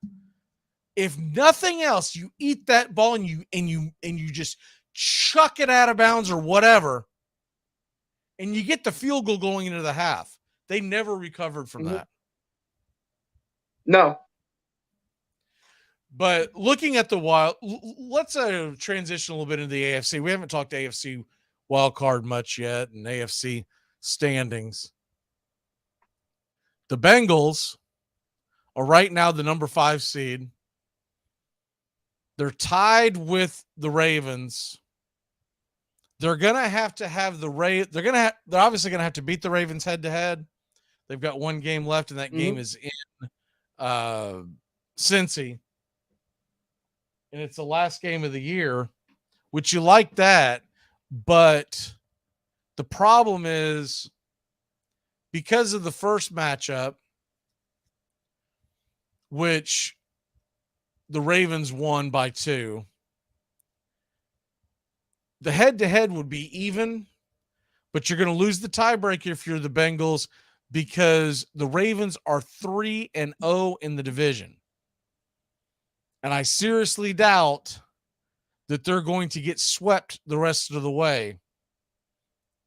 So Cincinnati needs Baltimore to lose one more game than Cincinnati does the rest of the way so that Cincinnati can get a home game in the probably the number 3 seed in the AFC. Mm-hmm. If they can catch, by the way, if Cincy can run the table and they can catch Buffalo or Kansas City, I believe if I have it in my head right, I know against Kansas City they do, but I believe they're going to have the tiebreaker. Let's see what happened between that. Well, I don't have it in front of me, but anyways, I believe they would have the tiebreaker. Oh, I'm sorry. That game is still to be played on the 2nd. So if Cincinnati can beat, there's a path for the Bengals to get the number 1 seed in the playoffs. Is where I'm going with this. Yes. Yep. If the Bengals win out, they'd be 13-4. They would have the tiebreaker on the Chiefs, who have 3 losses. The Bills would have 3 losses. Mm-hmm. The only way they could get screwed out of that is if I believe if you get a 3-way tie, they no longer care about the head-to-head, which I remember a few times that coming down the stretch. And so they go to conference records. And actually, since it'd still be in pretty good shape, they're 6-3, KC 6-3, Buffalo 6-3. So, but that's a lot to ask for Cincinnati to win the last 4 games. They've already won, 5 in a row? The game that could get them, because I do believe they're going to go into Tampa and win. I don't know about you, but I think they're going to beat Tampa. The game that could get them, I do too, is at the Patriots on Christmas Eve. That smells like a game that you could lose. But I think they're going to beat the Bucs. I'm interested to see what happens with the Bills. That's a Monday night game, by the way, January 2nd. Yeah. And the Ravens on by the way, that's interesting. They have a Monday night game. And on the 2nd, and remember the 2nd's being treated like New Year's Day this year. So you're going to have whole games. And I believe, if memory serves me correct, they're not going to do night games, which is why the Sugar Bowl is being played like during the daytime on Saturday. It's going to feel weird to turn off the Rose Bowl and go over to Monday Night Football. College football in the NFL, college football in the NFL should have worked something out on that. I don't know what the other option would have been, but I feel like they should have worked something out. Anyways, Major League Baseball free agency. I haven't really gotten your take on this yet. What about all the rumblings? Because I know the Reds haven't done anything, so teams that are actually doing things, what's your biggest takeaway of what's happened this week? I was taken back by, obviously, of all things, it hit me with the Sean Murphy trade. I loved it to death, but I wasn't expecting it. So that's one of my big takeaways this week. I love that trade. I always love 3-way trades when you get all these players going to different places, but that was a major pickup for you, and I don't think it cost you as much as people are trying to say it did. Yeah, well, I hated losing Contreras. That's the biggest thing. I hated losing Contreras. I've seen that kid grow over the last year, and Milwaukee got them. I don't know how Milwaukee pulled the wool over Oakland's eyes. Because essentially what happened, for people who didn't follow this, the Braves sent a bunch of prospects to Oakland. And then Oakland sent Contreras and a couple of prospects to Milwaukee so that Milwaukee would send them Ruiz to play outfield. To the Brewers. Right.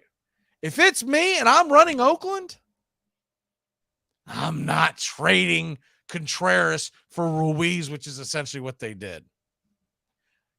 Contreras is going to be my designated hitter. And I'll figure out left field. That's what I would have done if I were. There's no way I would do that. Oakland's going to look like boobs at the end of this. I have to say, I was just going to say that, right? All these trades. Yeah. I was just going to say with all these trades,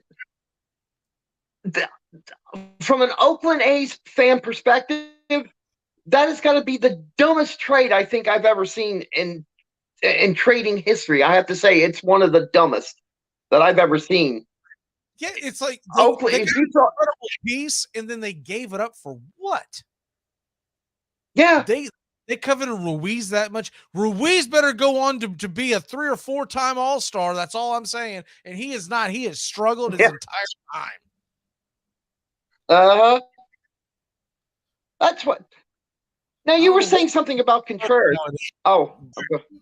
No. I was gonna say Billy Bean has lost his fastball because I don't know what he's smoking nowadays. Okay. That ain't Moneyball. No. I don't understand it on any level why they did that. I understand why the Braves did what they did. I understand why the Brewers did what they did. The Brewers made out like catbirds. Yeah, they did. But when you're looking at the rest of it, man. Anyways, moving on from that. What about this Carlos Correa deal? 13 years, $350 million. Guy's gonna be 41.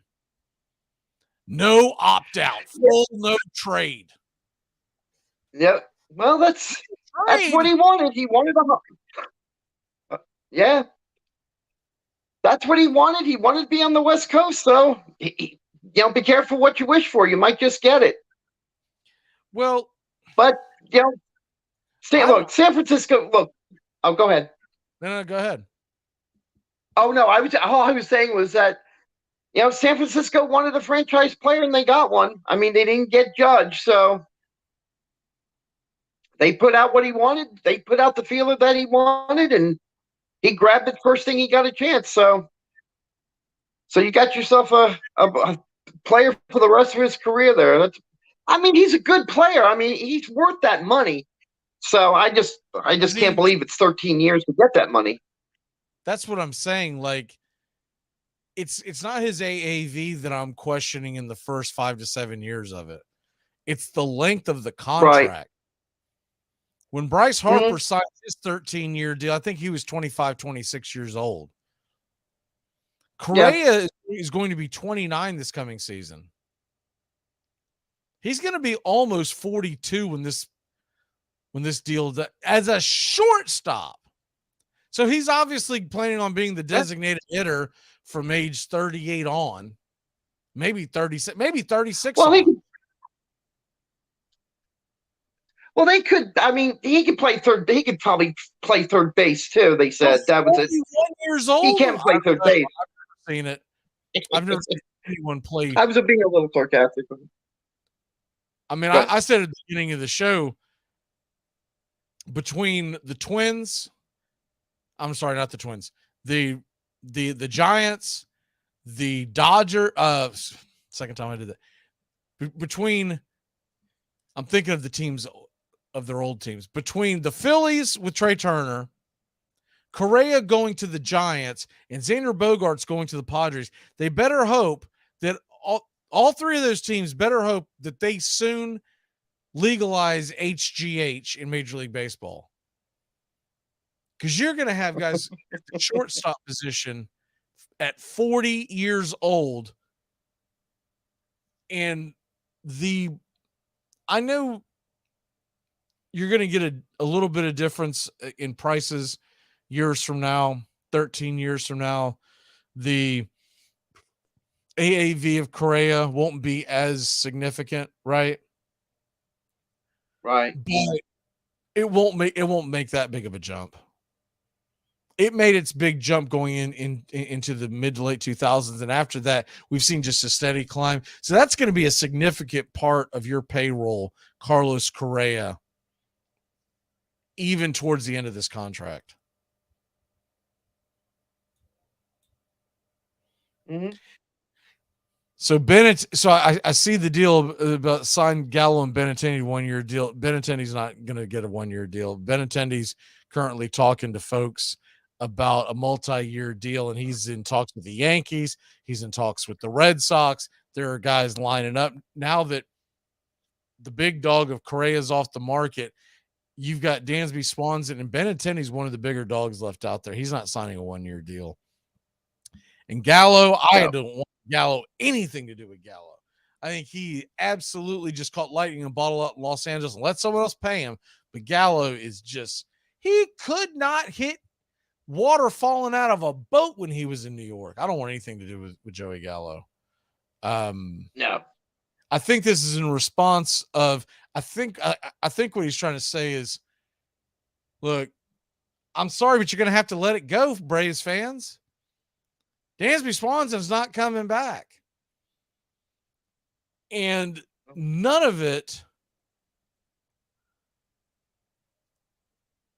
if you trade Braves DFA Ozuna, they're on the hook for 16 a year. Trade Grissom for what he is worth, which is not money at this point. Sign Duvall and Benintendi and pick up. I mean, why are we doing all this for Dansby Swanson to get overpaid? Why don't we just stick with what we've got? This is like you remember when the Washington Redskins, back when they're called the Redskins, used to do this in football? They would try to go out and they would just mortgage the farm for Dion and his turf toe years, and a couple of the other players are Hainsworth and whatnot. Mm-hmm. If Dansby's not going to come under and sign a realistic contract to stay home, you got to let him go. And it's terrible, and I know it's rough to all the Braves fans out there, because I'm as big a diehard Braves fan as I have ever met. So I feel your pain. It's going to feel just as bad like they did when Freddie Freeman left, but I just wish he would sign with whoever he's going to sign with, and let's rip the Band-Aid off. It's enough already. I agree. Enough already. I can't go through this during Christmas and New Year's Eve worrying about Dansby. Let him go. We're going to take a really quick break. When we come back, Doug, we're going to get into stupid underdogs. Stupid underdogs, and we're going to get your lock of the day. So start scanning the. I sent you the information. We'll be back in a flash here on Braves Country. I might audible. If I audible, I'll use Omaha! Red Polly! Blue poncho! Dilly! Rambo! Give me Kershaw here, Kershaw! You're listening to the Armchair Quarterbacks. Top, Japan! Richmond, New York! Richmond, Florida! Sally, Buffalo! Check! Hey, Short Ox! Luda Raiders! Omaha! Time out! Beware, my friend, and let me warn you. They're thinking of taking a bums to California. Let's keep the Dodgers in Brooklyn. A house is not a home without some love. Don't let them leave our premises. LA would be their nemesis, but Brooklyn fits the Dodgers like a glove. Visit Shane Company for meaningful holiday gifts. Our in-house design team creates unique styles of fine jewelry in every price range. Exquisite symbols crafted with superior standards and made to last a lifetime. We have a variety of diamond infinity designs to symbolize your everlasting love. We're also known for our natural and vibrant rubies, which represent enduring passion. Or select a stylish necklace with the stone in her favorite color or her birthstone, so you'll always be close to her heart. Our jewelry consultants in the store and online We'll help you find something beautiful to put under the tree. Your gift will be a symbol of your love that will be treasured forever. Now you have a friend in the jewelry business. Shane Company and ShaneCo.com. Hey folks, this is Mark White with The Mark White Show, and you can tune into The Mark White Show every Saturday from 11 a.m. to 12 p.m. right here on Rock 99 WQEE The Key, the home of Southern sports and talk. You're listening to WQEE 99.1 FM, The Key in Noonan, Georgia, home of Braves country with Mac McGee and the Armchair Quarterbacks, weekdays, 3 p.m. Eastern to 5 p.m. Eastern, right here on The Key and YouTube.com at Braves Country.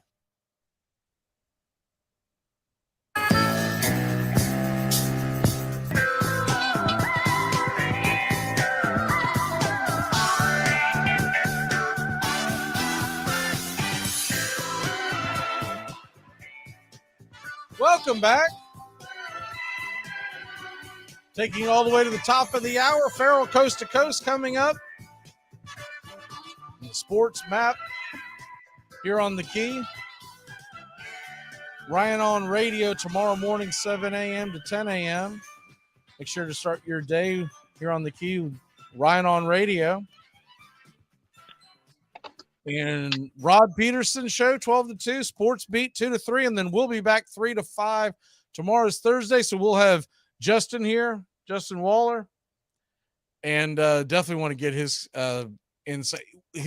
Justin, one of his favorite, not just coaches, one of his favorite.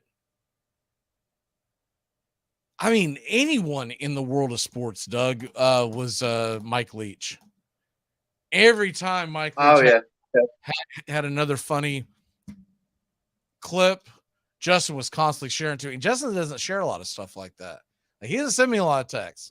We're just pretty much talking the bare bones of the show, and that's about it. But if he saw something that Mike Leach did, I would get my. In fact, I wouldn't have to even open it up yet to know it's got to be Mike Leach. It's got to be. So, he was the first person I thought of when I saw the initial news and then the terrible news, the passing of Leach.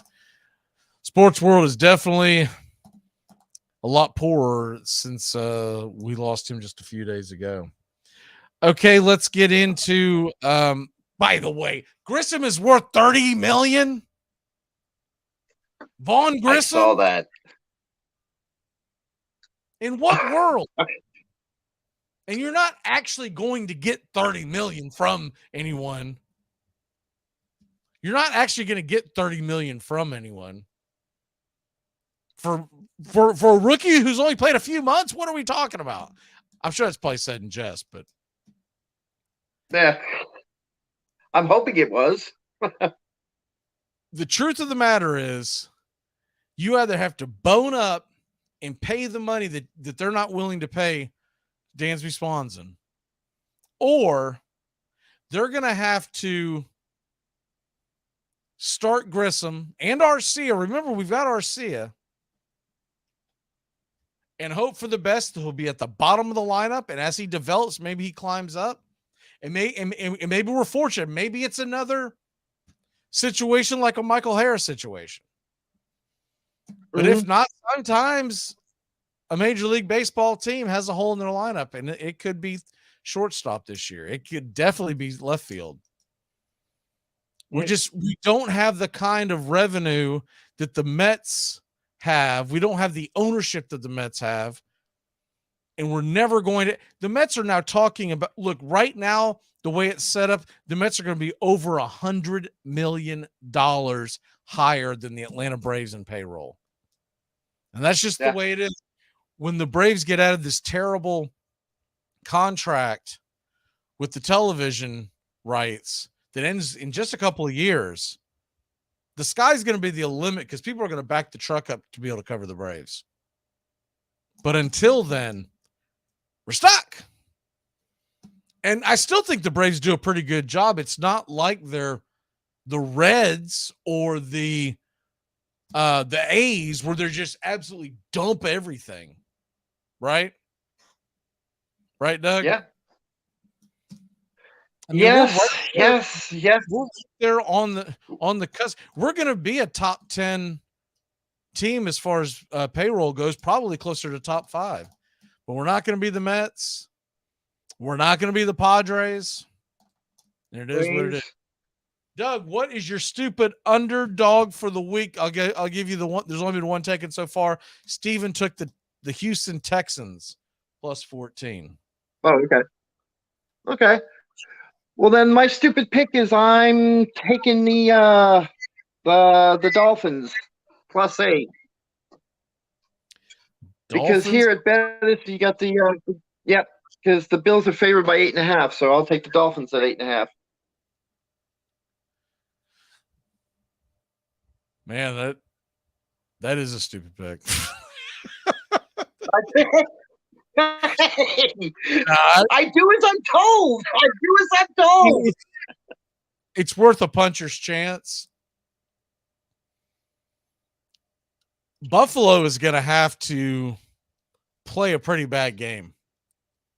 I do find it interesting, though, at the sports book that we use now, betus.com.pa. Mm-hmm.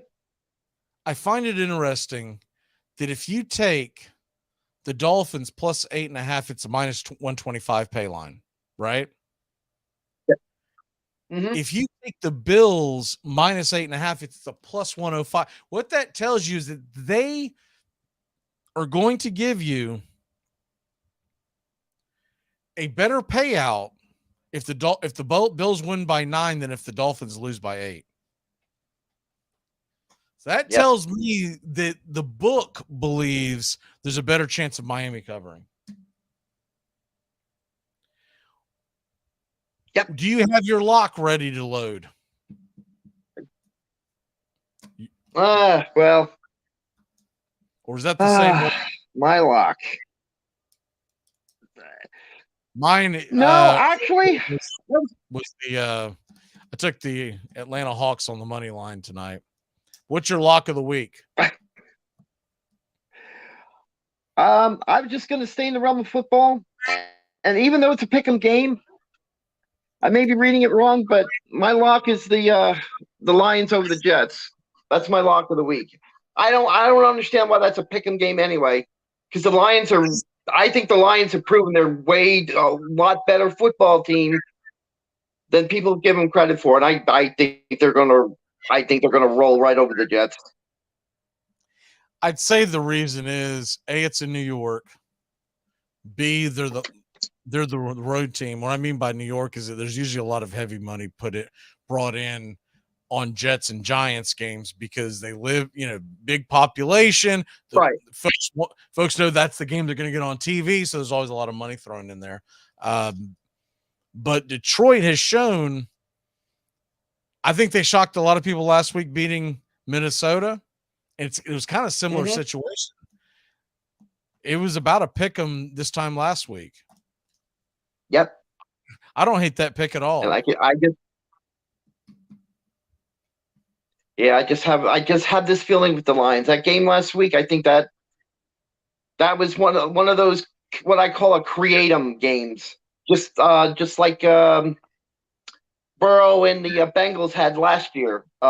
We had talked about it towards the end of the last season, where that team just clicked and then it was all uphill after that. And I think the Lions just had that game last week. So I could easily see this happening again.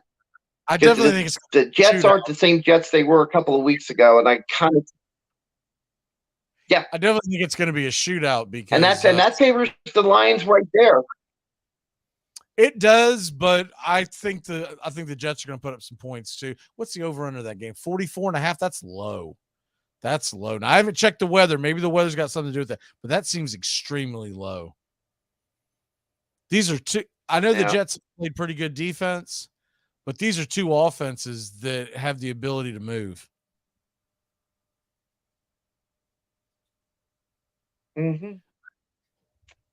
I'm taking the Hawks tonight. I'll do my football picks later in the week, but man, that is really low. I'm really tempted to jump all over that over on that Detroit game. Yep. I'm going to need to double check and make sure. As of right now, from what I saw, Mike White said that he's ready to roll. He got banged up, some sore ribs against Buffalo. And I know that they didn't put up a whole lot of points against Buffalo, but the Buffalo defense is a lot different than the Detroit Lions defense. Yeah. And they're going to be chucking it all over the place. I expect Garrett Wilson to have a big game. How are your fantasy? Mm-hmm. How's your fantasy world doing?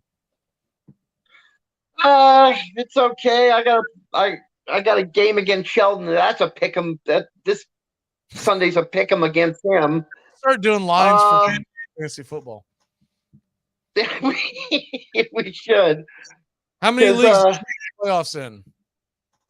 I made 4 out of 5 this year, and I got to buy in the trophy league.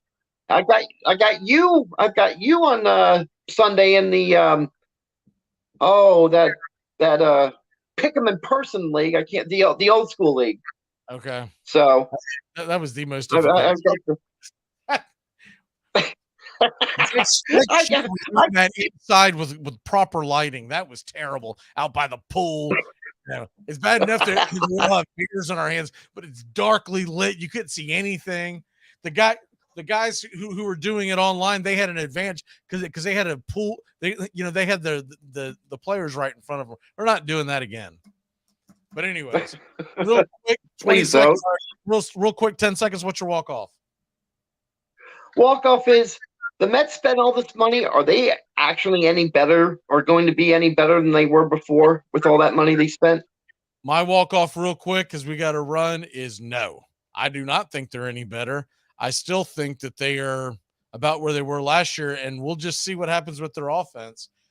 And they're going to have to pay big money next year because McNeil and Alonso, those bills are going to come due as well. All right, brother, we will see you next week, and we will be back tomorrow, 3 to 5. Keep it locked in here on the Key. Top of the hour is coming with the Sports Map and Farrell Coast to Coast. Goodbye, sweetheart. Well, it's time to go. We're back tomorrow with another show. Well, unless we're fired, we'll talk to you then. Goodbye, sweetheart. Goodbye. Goodbye. Guys and gals, it's time to go. We'll see you on the next show. Same bat time, same bat channel. Thanks for listening to Braves Country with Mac McGee and the Armchair Quarterbacks on 99.1 FM WQEE, The Key in Noonan, Georgia, and simulcasting on youtube.com/@Braves Country. Braves Country comes your way weekdays, 3 p.m. Eastern to 5 p.m. Eastern. Please follow, like, and subscribe today. Armchair Quarterback Radio, your first choice for Southern sports.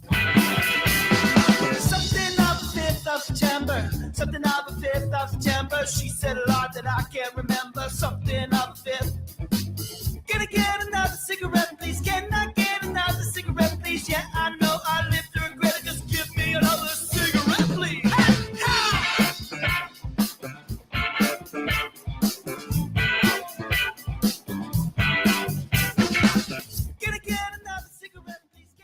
You're listening to WQEE 99.1 FM, The Key in Noonan, Georgia. Are you looking for a reliable dental practice that not only cares about your teeth, but is friendly to work with? How about one that offers great deals and new patient promotions?